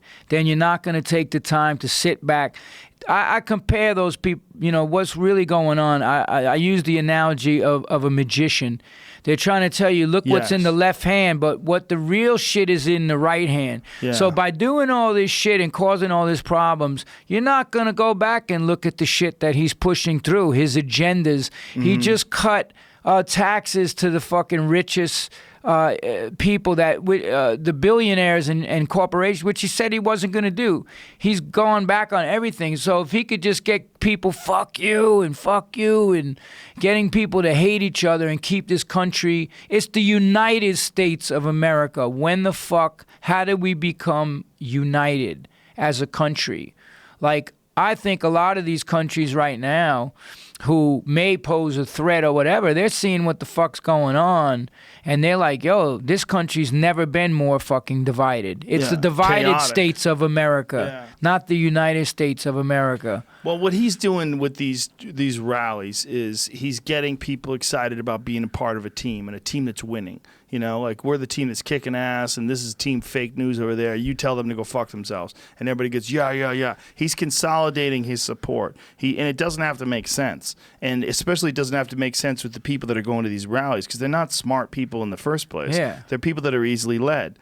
But that's the same thing with people that would go to the rallies for Hillary Clinton, or people that go to the rallies for almost all these people. A giant chunk of them are just lemmings. They don't know what to do. I do have to admit one thing, and that was when fucking Hillary Clinton was losing, and the faces of the crying people who were like fucking losing their shit when Trump won. I was like, I'm sorry, but like, funny. fucking dude, if that's the fucking truth of your existence, that you put every fucking ounce of your shit into this fucking corrupt ass politician, whether it's fucking Hillary Clinton or fucking Bernie Sanders or any of them, I feel fucking sorry for you. I was laughing at those people when she lost and they were losing their shit on TV. Like, they were just fucking stunned. And I'm like, because you don't realize I travel through America, and people may be progressive on the outskirts, but go into the middle of this motherfucker and see what you got.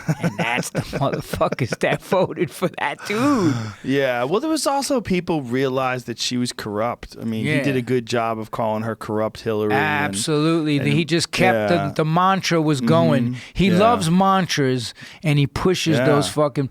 But Lion they just Ted. had. Yeah. Corrupt He's got some Hillary, good ones, Crazy man. Bernie. Crazy Bernie. Yeah, I mean, he's a good manipulator in that sense. But she didn't do any service. But there was also, like, a lot of the women that were really upset were like, this guy was in that video saying you take girls and grab them by the pussy. And so they felt like this was going to give men a license to be sexually abusive. And I think that in a lot of ways is what, like, started the ball rolling with the Me Too movement. It wasn't just the exposing of monsters like Bill Cosby, but it was also the fact that you're dealing with this guy who gets in the White House that's clearly not what you want. You want, if it's a man, you want a man who respects women, who's a statesman, who's a person who has worked their life to get to that position, not a person who did it as an afterthought once they were already famous. Right. See, like, the difference between a guy like Obama is he's probably measured his words ever since he was in college, because he was hoping one day he would be president. Whereas a guy like Donald Trump's just been banging hoes and fucking flying around with a jet with his name on it since the 80s. I mean, this is what the guy did. So then once he's in office, people are like, no! Like, they just couldn't believe it. Like, how could this have happened? This is the pussy grabber. He's not supposed to be in there. And I get their pain. I understand it. But it is also funny. But there's something like the woman's on her knees with the glasses. You ever seen that chick with the knit hat on screaming? She's a meme. She lost her shit. She will exist they forever. made it. They made a meme. Yeah, They call it Trump derangement syndrome now, because people are literally, they're so angry that he is in power and there's nothing they can do about it. But the problem is that anger and that going deranged, that empowers the people that support him. They don't understand. When you're on your knees screaming, fuck you! The people on the other side that are Trump supporters with their fucking red hats on, they think that's hilarious. They think, look, this is the liberal left, unhinged, detached from reality. Meanwhile, we're making America great again, and black unemployment's at an all-time low. And, it's a weird time for the truth, because there's so many people that don't want to go any further past the surface. The truth is, this guy figured out a way to win a rigged system. He did. He figured out a way to win a rigged system by pretending to be a Republican. Guy was a Democrat his whole life. Democratic supporter his whole life. Figured out a way, I'll just fucking be a Republican. They're easier to scam. Weaseled his way in. Figured out a way, this whole Make America Great Again. Yeah, rah, rah, rah. Call people a bunch of stupid shit. Campaign like a motherfucker. Take diet pills. Keep that energy high. Just travel all across the country doing these rallies. And won. And won a system that really shouldn't be there to win. Right. And I think that we need a better way to run our government. I think your idea is fucking genius. Having an alpha male or alpha female, that one person, the one at the top of the peak, running 300 million people is insane. Yeah. Running 300 people is insane. You get 300 people, one person running shit, you're going to have disagreements. You're going to have people that are upset that this one person gets to dictate for the next 4 to 8 years the path of everyone in this group and your financial future, your health care, your all these, how much taxes you pay, all depending on what dipshit wins the popularity contest. That's outrageous. Yeah. It's an archaic way of handling things. It's just not necessary. But the problem with letting everybody vote, too, is that people are really easily manipulated and they're really undereducated. People, they don't have any incentive to pay attention to the real issues and what's at stake and what the consequences of each vote are. They just vote with whatever feels good. And they're busy. And people are tired because they're eating shitty food and they're not exercising. And they're working all day in a job that sucks. And they come home and their wife's bitching at them and they're on antidepressants and pills and their kids are all fucked up. And they don't have the time. They don't have the time, and they don't have the incentive to be enlightened. They don't have the incentive to have an objective, enlightened approach to how you handle the future of our society and what our children are going to be left with. Well, that's why it's the genius of these commercials. If you, I can't even watch TV when it's election time because it's just like one dude after the next shitting on each other, or this person saying something about that. We should mock them for doing that. It's like the two things that you get when that shit goes on. One is those political commercials, and two was all the commercials for the pharmaceuticals. Well, that's what crazy you get thing. every fucking night. There's two countries on Earth, New Zealand and the and United America. States, where you're allowed to direct advertise Marketing. To customers, to patients. What the fuck is that? Crazy. What is that? It's crazy. And I love the commercials now where the dude figures it out. Well, I asked about warfarin, and now I'm going to be happy again. Yes. People are walking down the street and you see cartoon flowers around them and butterflies and now, cool if your music. antidepressants is not working, Abilify can fix it all. will fix that up. Side effects include suicidal thoughts. It's like, motherfucker, I had suicidal thoughts before. Like ferocious rectal bleeding. Some of the side effects are they're crazy. It's fucking insane. You know, Abilify is it's an antipsychotic. It's the #1 prescribed medication in the country. Abilify. Really? #1 prescribed medication in the country. Wow. It's an antipsychotic. Fuck. Yeah. What? That's insane. I know. You're like, what? Yeah. That's insane. Pull that up. Make sure that's Whoa. true. I know I read that, but make sure that's true. Somebody talked about that on the podcast. Who was it? Do you remember? This is an article from 2015 saying it is the America's top-selling drug. Fuck. It's an antipsychotic. Yo. Antipsychotic. Abilify is the The biggest selling prescription drug in the U.S. $30 a fucking pill. Damn, we're To in the be a wrong top business. seller, a drug has Let's to be make expensive let's make and also pharmaceuticals. widely used. Holy shit. Abilify is both expensive and widely used. It's the 14th most prescribed brand name medication, and it retails for $30 a pill. So it's the Holy biggest selling shit. prescription drug in the U.S. So it's Which the biggest company selling. makes it? Who's behind it? That's a good question. Who is behind it? Satan.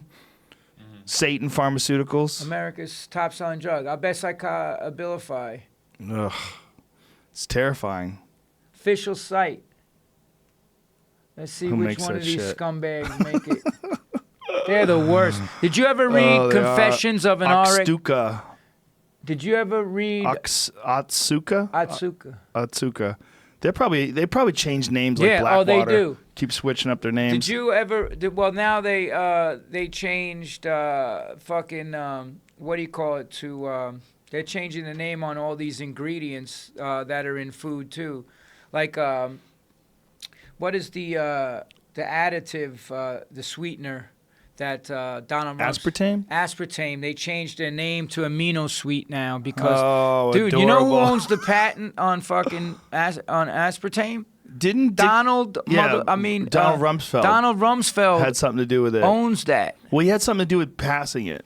Yeah, he had something to do with ignoring evidence. But see, someone told me that the amount of chemicals they had to give to rats, the amount of aspartame they had to give to rats to kill them or to give them cancer was very high. I'm like, okay, that's good. Yeah, that's reassuring. No, but there's a great book about the corruption of the pharmaceutical companies, and it's can you Google this title real quick? It's called Confessions. Gwen Olson wrote a book called Confessions of an RX Drug Pusher. And I think it was her niece died of a drug interaction that they knew about, and she exposed the whole corruption in the pharmaceutical industry. She was a top pharmaceutical rep. And they said they know. How does a drug get approved by the FDA, and then they turn around and fucking they pull it, and people are dying, and they settle for pennies on the dollar? That's the fucking game. They know there's going to be lawsuits.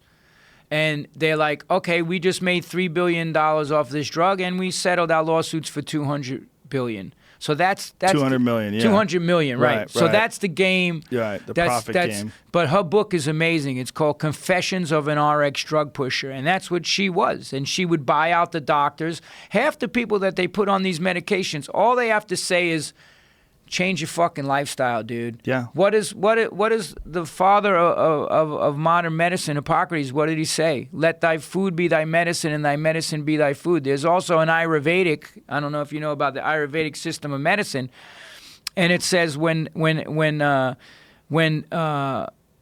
there's a whole quote about diet and seeing a doctor and stuff like that, and it comes back to one thing, man: diet and lifestyle. Like, what the fuck are you doing? Tell people, and that's what's great about a movie like Forks Over Knives, where there's anecdotal evidence that says, yo, if you stop, you see the change right there. The fucking diabetes goes away, the fucking heart disease, all of this stuff is cured by the fact that these people get their asses moving and they stop eating all this shitty food. Yeah, shitty food is the number one problem. Yeah. It's the number one problem. Sugar, refined carbohydrates, your body processing massive amounts of stuff that it's not supposed to get in nature. Everything. Yeah. Oils in everything. And, all these processed vegetable oils, like Terrible. that they're cooking things in. All that stuff Corn is oil awful for. and fucking... Yeah. And people think, even to a certain... What do you got here, Jamie? The Donald Rumsfeld Yeah, connection thing. FDA actually banned aspartame based on its findings, only to have Serial Chairman Donald Rumsfeld, currently Secretary of Defense at the time they wrote this article, vow to call in his markers to get it approved.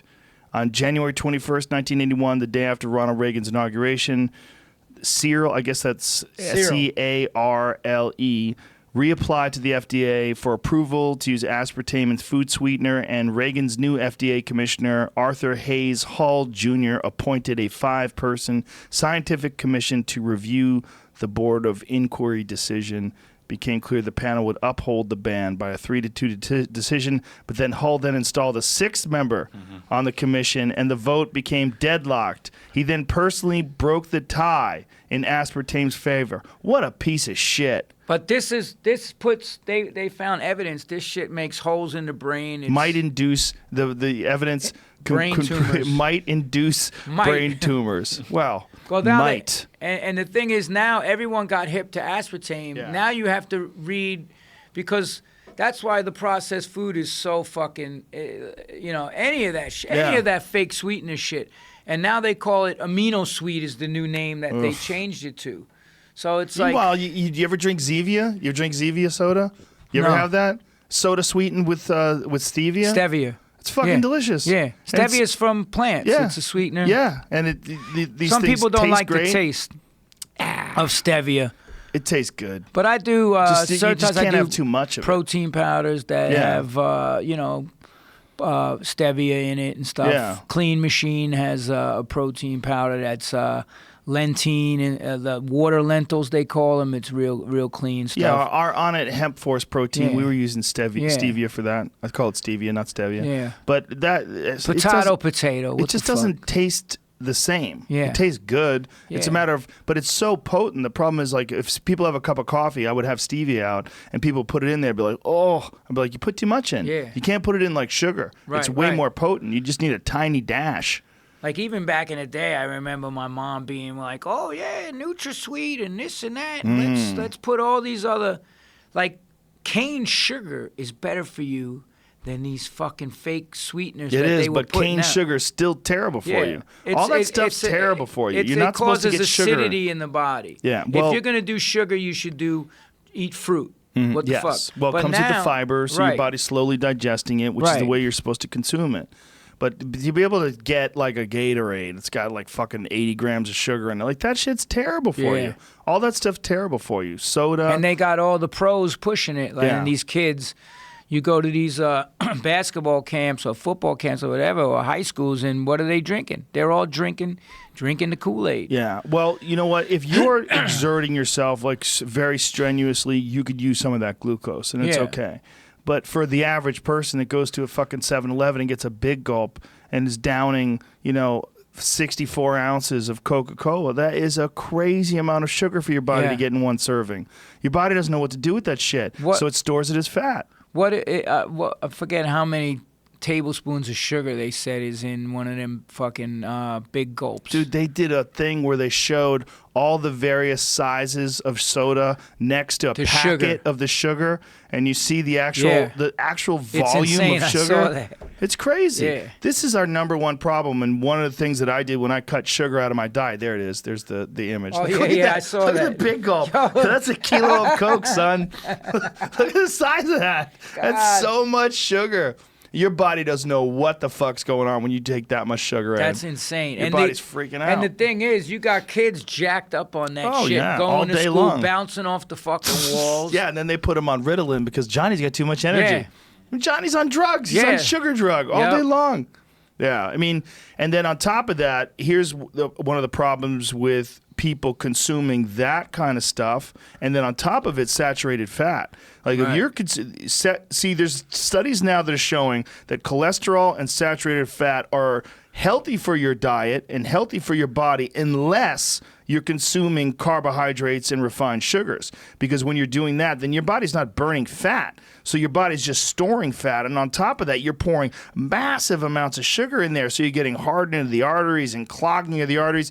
And people think that this is, they're conflating and confusing all this and thinking, well, this is because you're eating cholesterol and saturated fat. Nope. It's not. It's because you're eating cholesterol and saturated fat along with simple carbohydrates, refined carbohydrates, and sugars. There's a Right. chemical reaction that your body has that when you're eating these two things together, it becomes toxic. It's very dangerous for you. Nitrosamides as well. When you And cook, that's the average when you American cook diet. meat and then combine it with alcohol and the rest of the stuff, it creates a chemical reaction in the body that then causes problems for you health-wise in your immune system and gut health and everything else. Yeah, there's a ton of problems with people's bodies, and you could trace it back to a host of different things. You could trace it back to pesticides. You could trace it back to a lack of minerals. You could trace it back to excess sugar. You could trace it back to processed vegetable oils. You could trace it back to sedentary life. There's so many different things that are a factor in people's health issues. But one of the problems with ideologies, whether it's this carnivore diet ideology or vegan diet ideology, is people want to look at one thing. There's one thing that's wrong, and you fix this thing, and if you just do this one thing, you're going to be healthy. That's not necessarily the case. And there's a lot of people out there on both sides that are spreading misinformation because it supports their view. It supports their biased position. Quoting studies that were funded by the same companies that are making money off of selling foods that are high in saturated fats or cholesterol or are trans fats. Yeah. And there's companies. So you always have to look between the fucking lines. That's Right. where the truth lies. Because the milk industries, what was the other the other documentary that came out Fuck! It started with the cigarettes and the chemicals that they were using in furniture.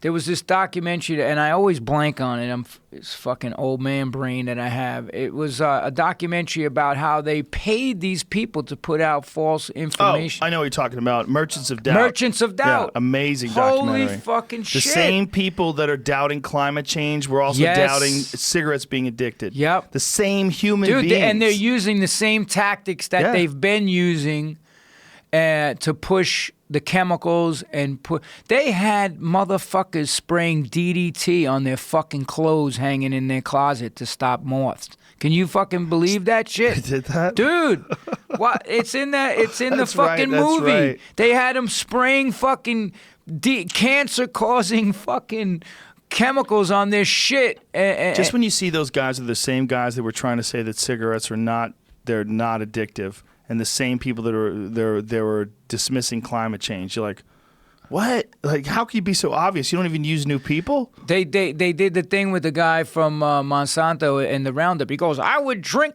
fucking Yeah, and Roundup. they're like, And he "Go goes, ahead, drink okay, it." I'm going to go get you a fucking here's a glass of fucking... Yeah, drink He was it. like, drink it. He's Nope. like, nope. What is this, Jamie? Is that DDT wallpaper? Yeah. Oh my God. Kill Look at mosquitoes. that. Containing DDT as the active insecticide. Genuine cedar wood made into wallpaper. So these people made DDT closet wallpaper with genuine cedar wood. Well, the other thing is, even the chemicals that they put in the furniture, there's a big thing now to remove because it's harming the fucking children. Do you know that rugs and furniture actually will release chemicals into the air in your house?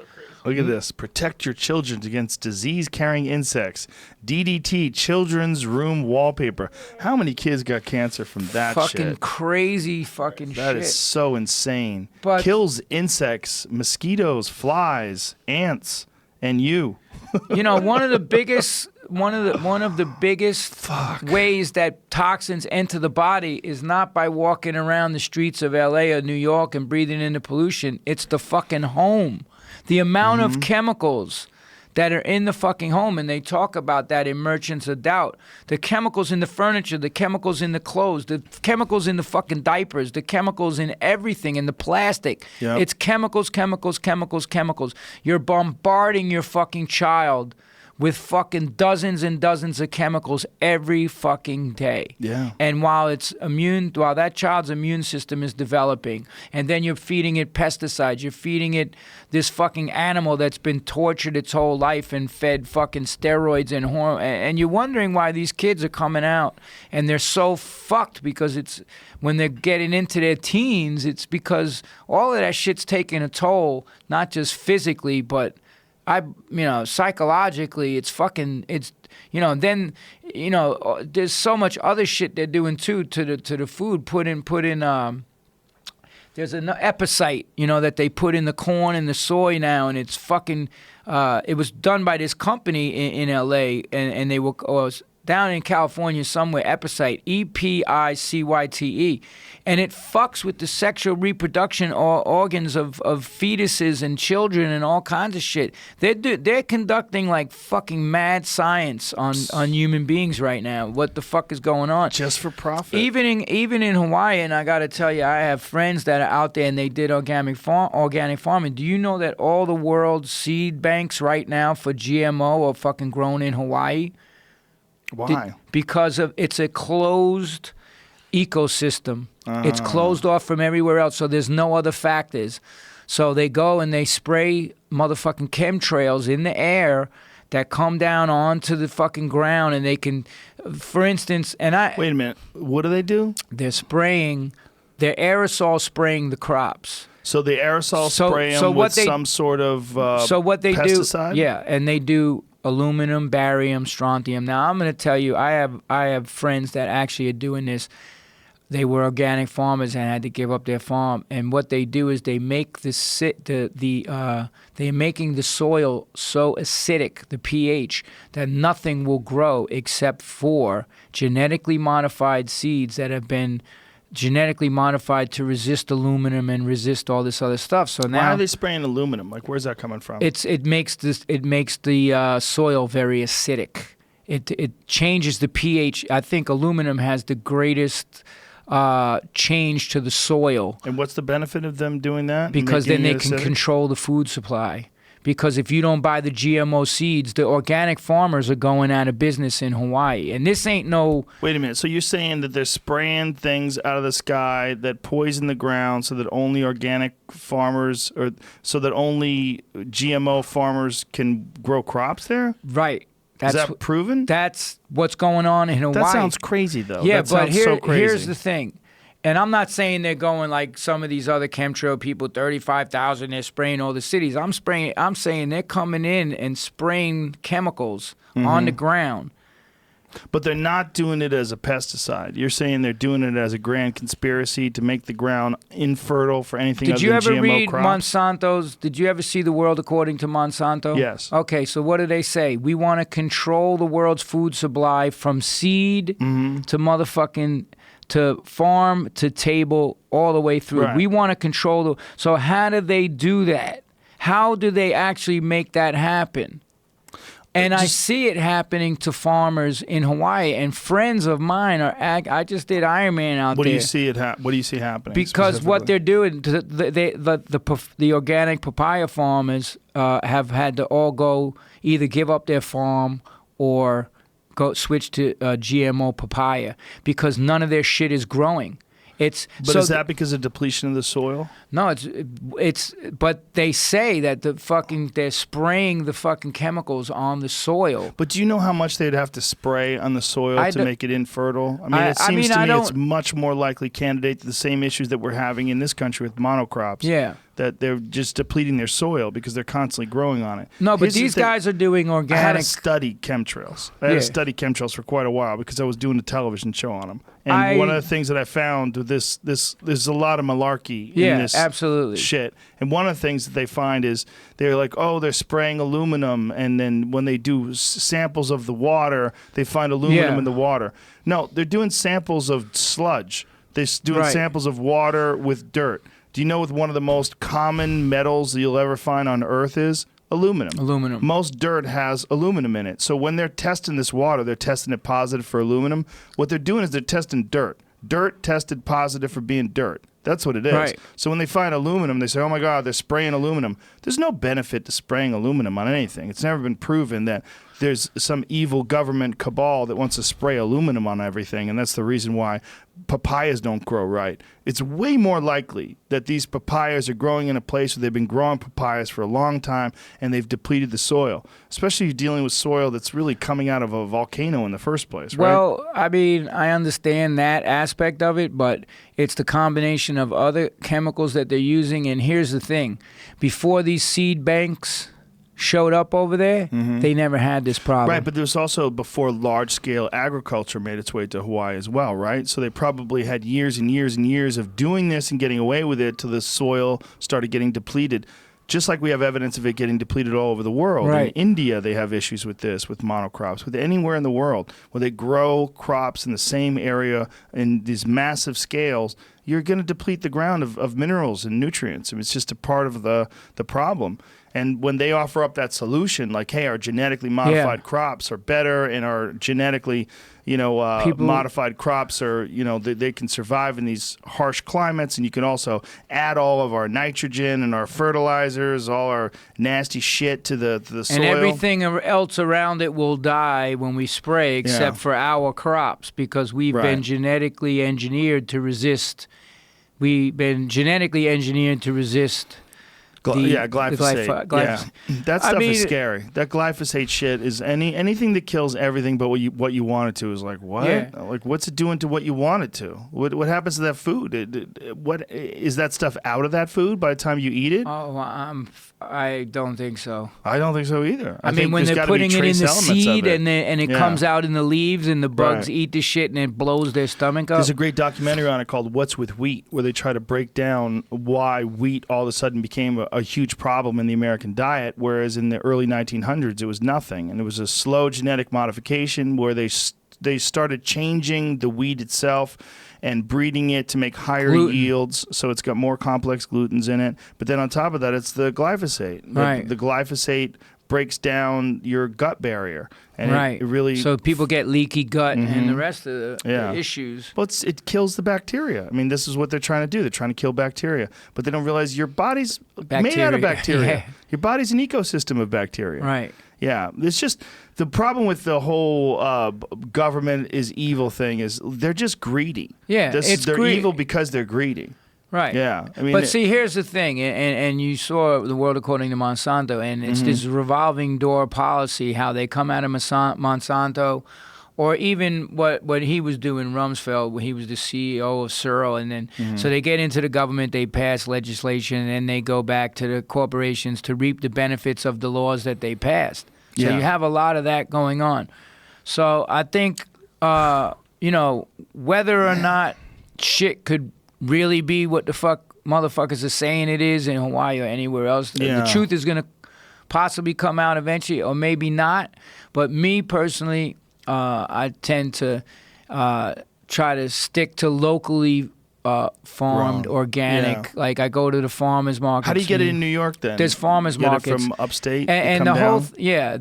they come up. They come into the city. I mean, I'm not gonna bullshit. I go to fucking health food store and eat shit that's out of season because I like my fucking broccoli and kale or whatever the fuck and some fruit or whatever. But How do they grow that stuff? If it's out of season? It's shipped in from Cali and Florida. I mean, it's not the best, but hey, when you take into equation the fact that I've eliminated the other foods that use the highest amount of fossil fuels to grow the crops and everything else that's involved with producing the huge these farms that are these animal agriculture system and the amount of fossil fuels.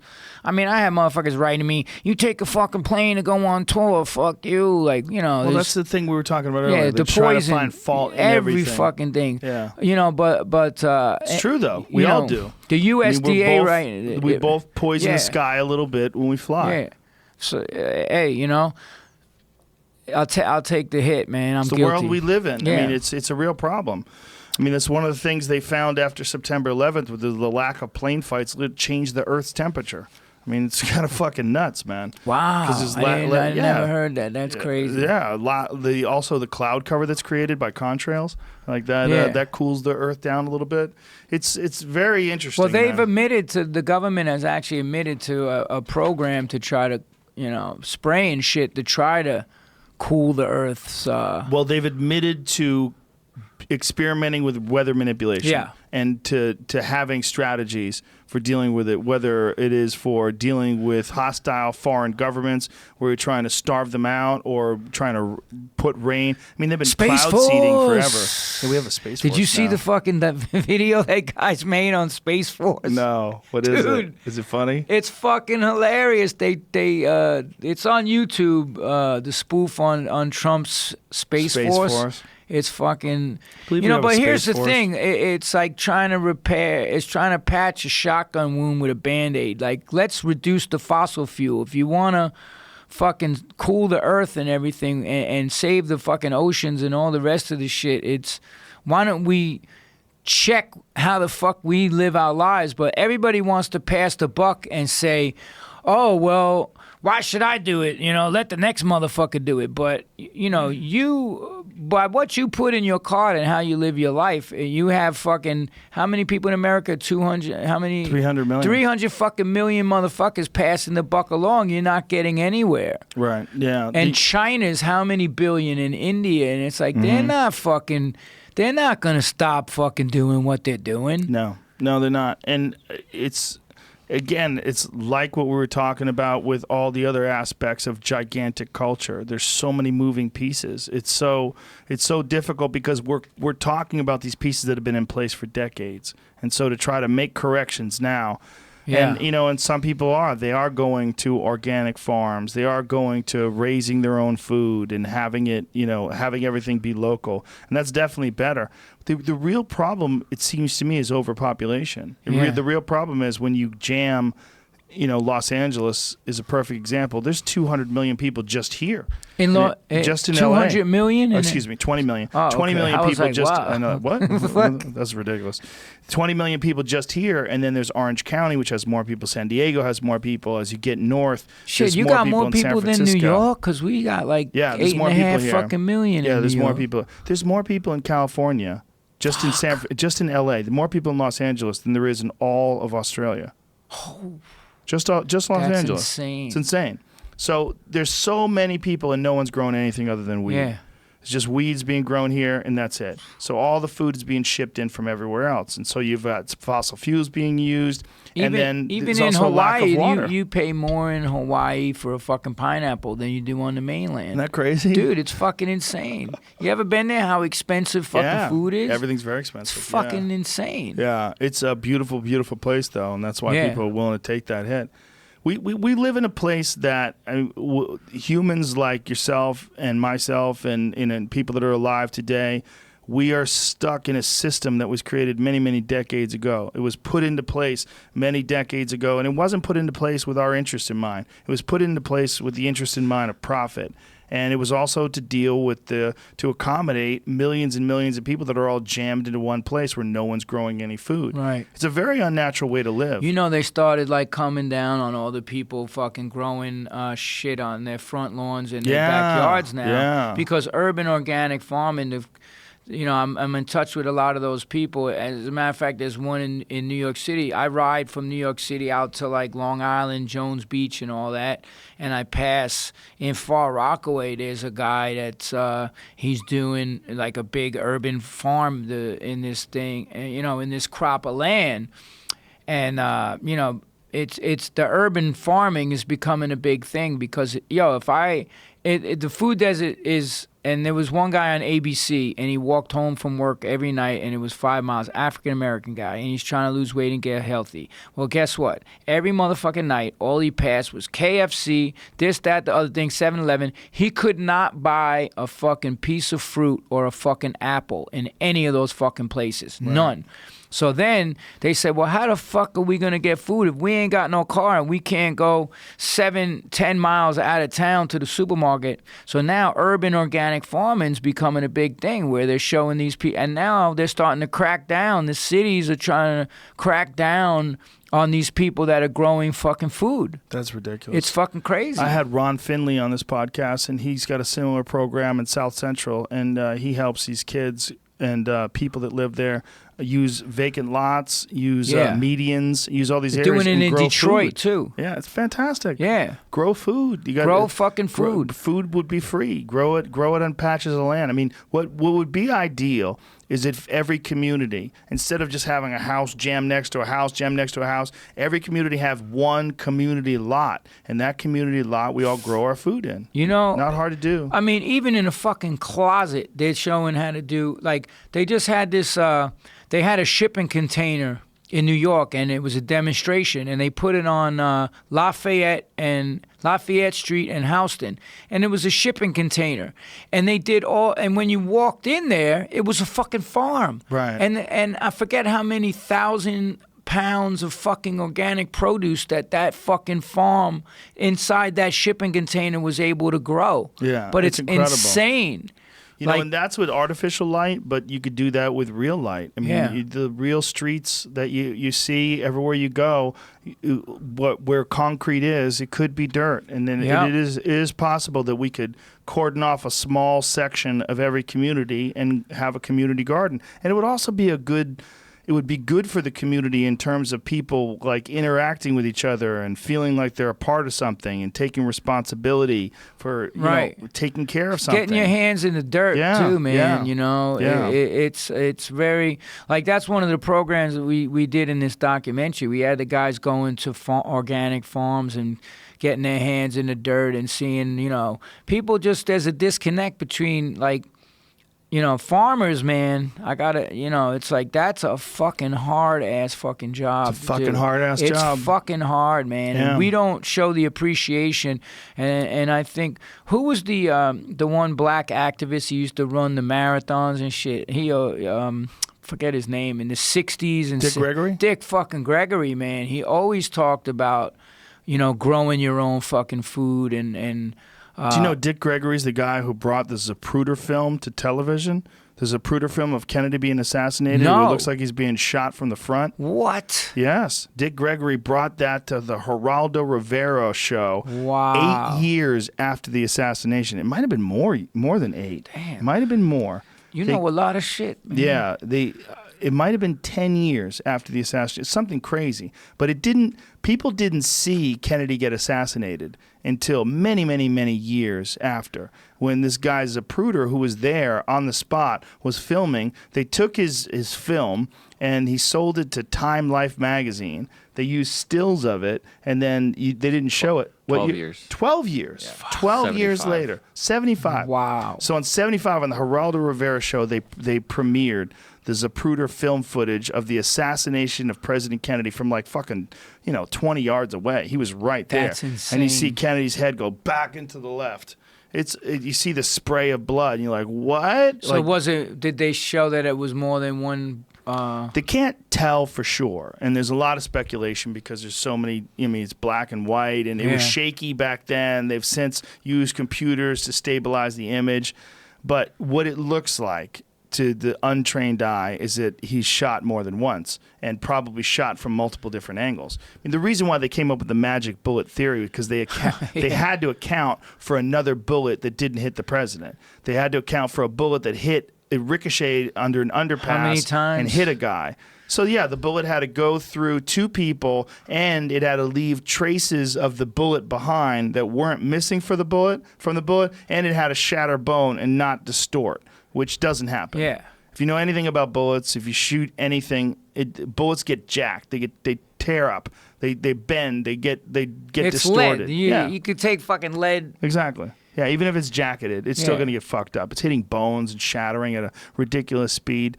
The single bullet theory was also created by Arlen Specter and those fucking guys from the Warren Commission Right. report. Bunch of evil assholes. There's a great book on it called Best Evidence by David Lifton. David Lifton was an accountant who went over the Warren Commission report step by step, every step of the way, and found all these contradictions in the reportings. Like, this is a bullshit document. Like, Yeah. what they were trying to do was just wrap this bitch up nice and tight. They weren't trying to solve the crime. They were trying to wrap this thing up tight, and the most ridiculous aspect of it is the magic bullet theory. Yeah. But before anybody saw the Zapruder film, it didn't look that ridiculous. Right. We heard what we were told. Kennedy got shot by Oswald, and then Jack Ruby shot Oswald. Very Case closed. convenient. Very convenient. The whole thing is ridiculous. Yeah. I don't know why they killed him, but it's very likely that there was quite a few people involved, and not just Lee Harvey Right. Oswald. And he was Uh, probably involved too. Well, you know that he passed a resolution. He was fucking with the Federal Reserve. Oh yeah.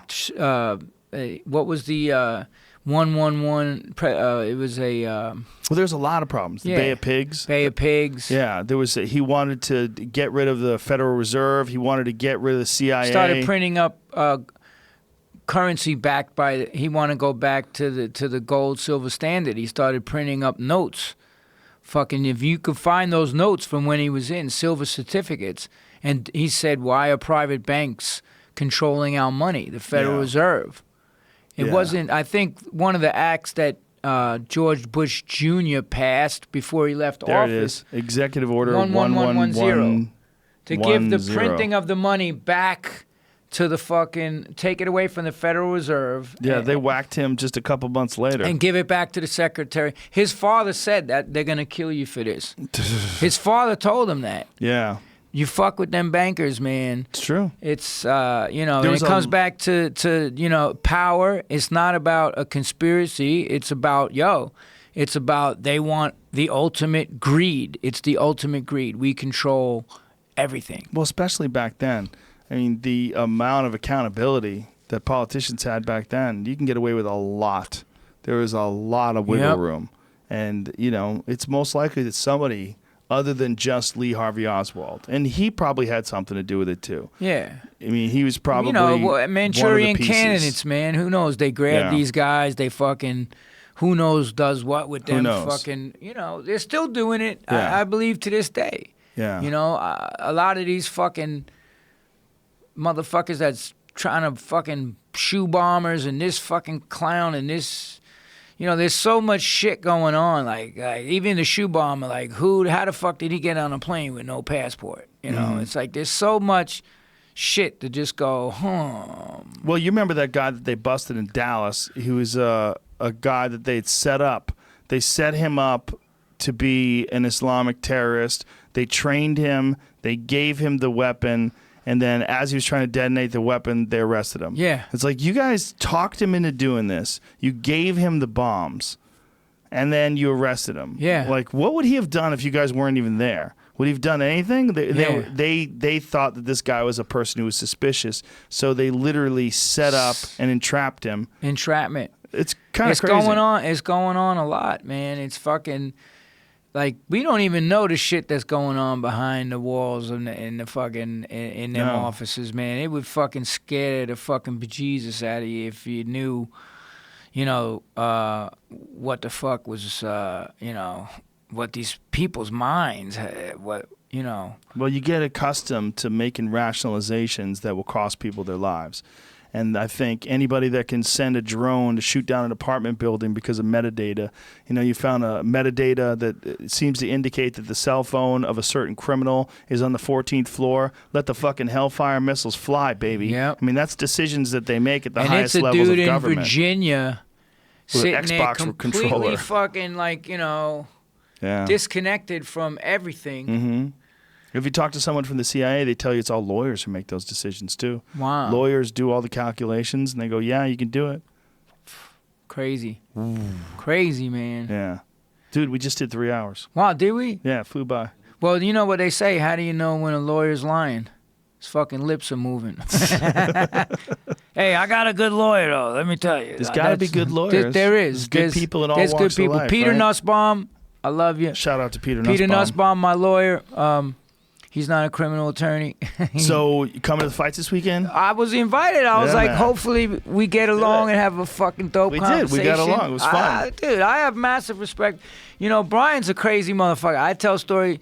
That whole school down there was I wanted to tell this story about Brian because he. Brian Callaloo? Yeah. Fucking, he's hilarious. He's hilarious. So I used to take Tony Ortiz. Is one of the senior students at Master Choi. Another guy, we'll call him Chuck, but he's with the government now. He's a fucking bad motherfucker. So they always used to go around and want to fight bouncers and all this shit. That was what they did. They would fucking fight the biggest, scariest looking motherfuckers and just destroy them. So Blue worked... I said his name, sorry. But my friend worked with Cro-Mags and stuff. We took him out security with us in case we had problems or whatever. So it was like everything always went smooth. So one time, I used to work at all the underground hip-hop clubs in New York. So my friend was doing a party, and it was all fucking deep Brooklyn heads, fucking like homeboys and shit, like the real deal, this hip-hop club. And I take Brian, another dude from the school, and Tony, and we go over there. And Brian is in the middle of the fucking dance floor doing the funky fucking white boy nerd dance and all these fucking... And the floor just opens up and these fucking... black fucking hip-hop crazy fucking homeboys are like, yo, look at this motherfucking white boy. Like, it's bugging. And he don't give a fuck. He's seriously like a fucking pisser to roll with. So then I'm like, yo, I gotta go. But listen, man, I know what y'all motherfuckers do. Don't start no shit. Please, it's my friend's club. So I get home, go to sleep, wake up the next day, get a fucking phone call. Yo, like, he didn't know that they were with me. He's like, yo, there was these 3 fucking karate experts in the club last night, and they beat up all my fucking bouncers, dude. It was fucking crazy. Like, and one bouncer walked up and started some shit with Tony was trying to talk to a girl or whatever. And then, like, this guy, he's all on the juice, rips off his shirt, like, fucking Tony throws a kick, fucking dislocates the guy's fucking kneecap. And then the melee just ensued, and it was just constant, these fucking huge bouncers coming at him, and Brian's like, bah, bah, bah, fucking, Brian could fight. Brian is, he's a comedian, but he could throw down. And then Brian just told me this, because I didn't hear the other part. He goes, yeah, Then all of a sudden, I'm fucking whacking these dudes, and we're fighting these guys, and then this fucking gigantic motherfucker, like, I was just like a little fucking baby in his arms, lifts me up and carries me out the fucking door and throws me across this car.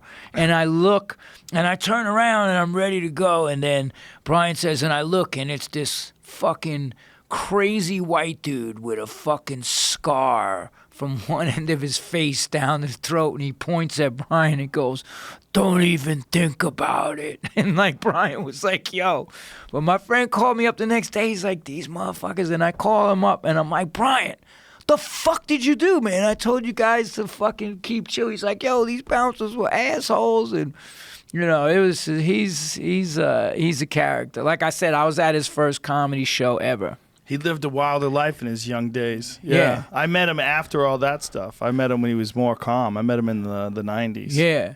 Yeah. Yeah, they were in big time. Master Choi, it was all about fucking getting out there and fucking contact. There was a lot of martial arts coaches, instructors that wanted you to get in street fights. Yeah. Because you would practice.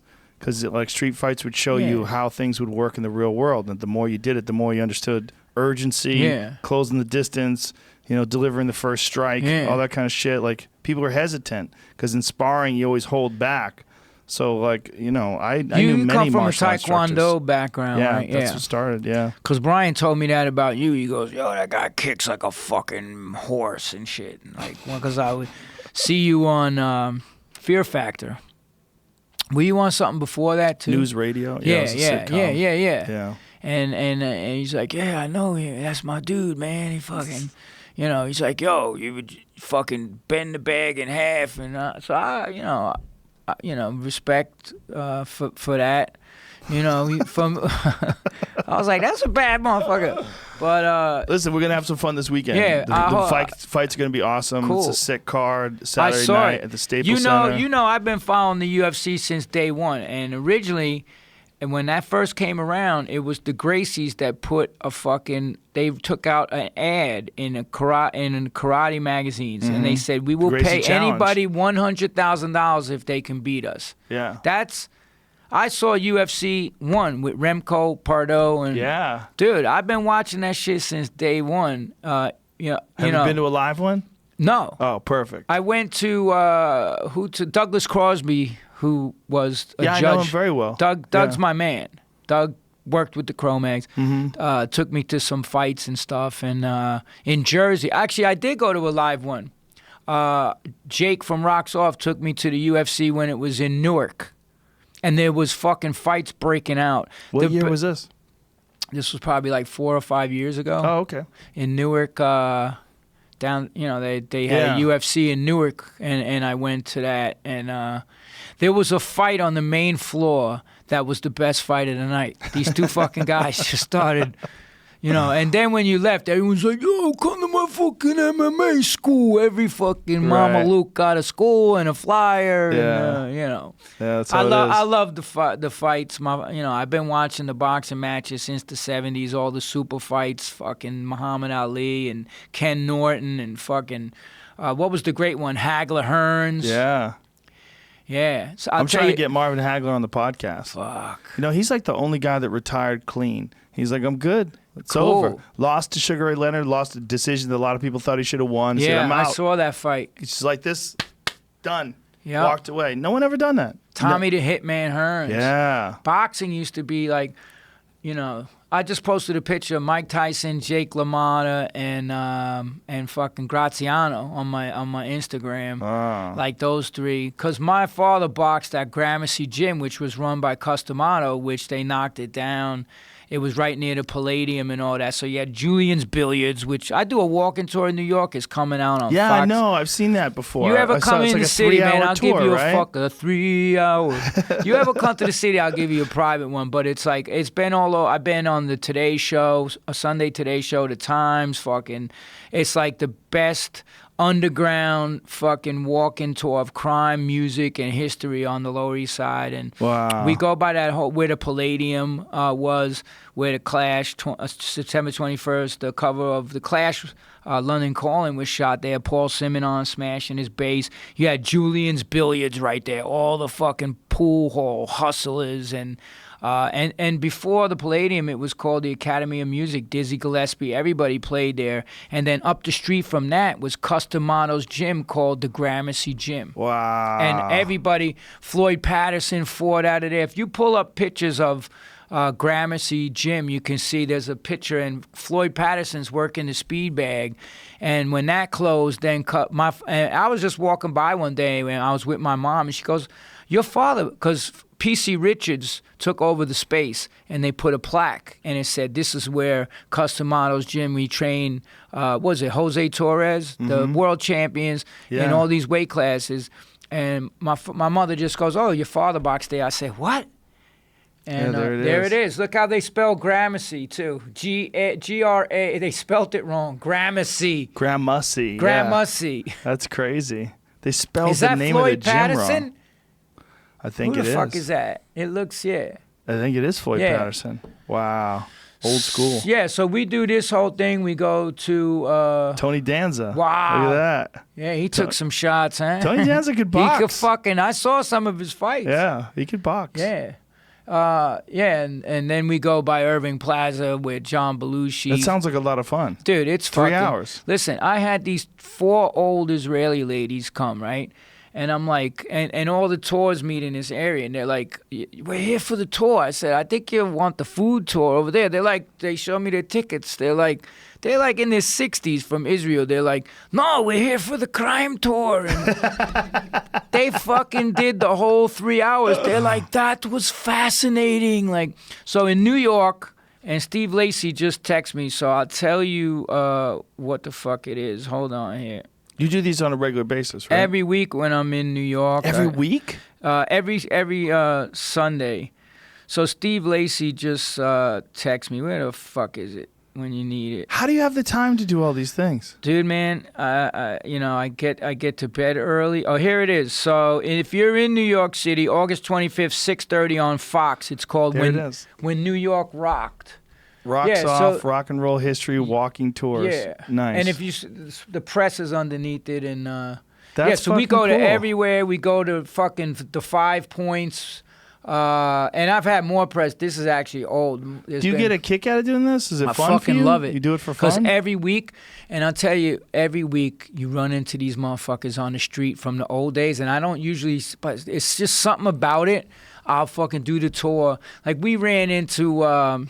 Mick Jones from The Clash or whoever. Oh, wow. Dude, we run it, and nobody knew because he had a suit on. I was like, y'all motherfuckers know who that is? Nobody knew it was Mick Jones. I said, yo, Mick, come on. He's like, oh, you know. I was like, listen, I was one of the ones rioting in 81 when you played Bonds. If you go to the video Clash on Broadway, I was there rioting because they oversold the club, and Mayor Koch ordered the promoter in The Clash to do enough shows. It's called The Clash on Broadway on YouTube. And they ordered The Clash to do enough shows, and the promoter sold something like, I think it was, something like 20,000 tickets for a venue that held 2,500. So you had close to 20,000 punk rockers show up in Times Square. The fire department closes the fucking club down, and there's a riot in Times Square. Now, I'm AWOL at the time. I'm smashing motherfucking windows. They stop traffic. I'm running on cabs. Fuck you. And then I start seeing people getting arrested. I'm like, let me get the fuck out of here. It's time to go. But yeah, like... And then Saturday Night Live, I was on that when Fear played, and John Belushi. John Belushi used to come to all the punk rock shows. So we go to all the venues and the famous murder spots. And, like, I lived in a building with the East Village butcher, Daniel Rakowitz. He chopped up his girlfriend, made soup out of her, and fed her to the homeless. I lived in that building. That was 700 East 9th. I squatted in that building. Wow. So it's all these the murder of Abe Lieberwald, who owned 2nd Avenue Deli, like, and famous movies. Then we go to the smuggling tunnels of Prohibition, a lot of shit you saw on Boardwalk Empire. So it's a pretty fascinating tour, and I always like the first time I did it, and I'll just leave you with this. It was really funny because I had like 40 people, and some of them were from Germany. So I'm going down and we go down to Avenue B, and I'm like, yeah, there was a big fucking drug spot here. So this huge black dude I know, he just got out of prison. He's like fucking 6'5", keloid scar across his face. He's like, yo, what's up, man? The fuck you doing, man? What's up? I ain't seen you in a minute. I was like, oh, I do this tour. You know, these are all tourists. I'm taking them around to all the drug spots and letting them know about the crime. He's like, word? So he gets up on the curb. He's like, huge dude, you know, prison build. Like, he's like, let me tell y'all motherfuckers something right now. Y'all better listen to this man, because none of y'all motherfuckers would have come down here back in the day. I would have fucking robbed all of you, cut your fucking throat, taken your sneakers, everything. And they were like, and then he's like, yo, peace, my man. I'll see you around, blood clot. And they're like, you heard these Germans go, oh my God, that guy was fucking crazy. So you would see all authentic. Dude, you can't make this shit up. I got to wrap this up. I got to get out of here. Pleasure. John Joseph, thank you very much, hey, brother. Joe, thank you big very, very respect, much, bro. man. We're going to have some fun this weekend, Yes, too. man. Bye, everybody. I'll be back tomorrow with Mark Delagrate. Cool. That was good.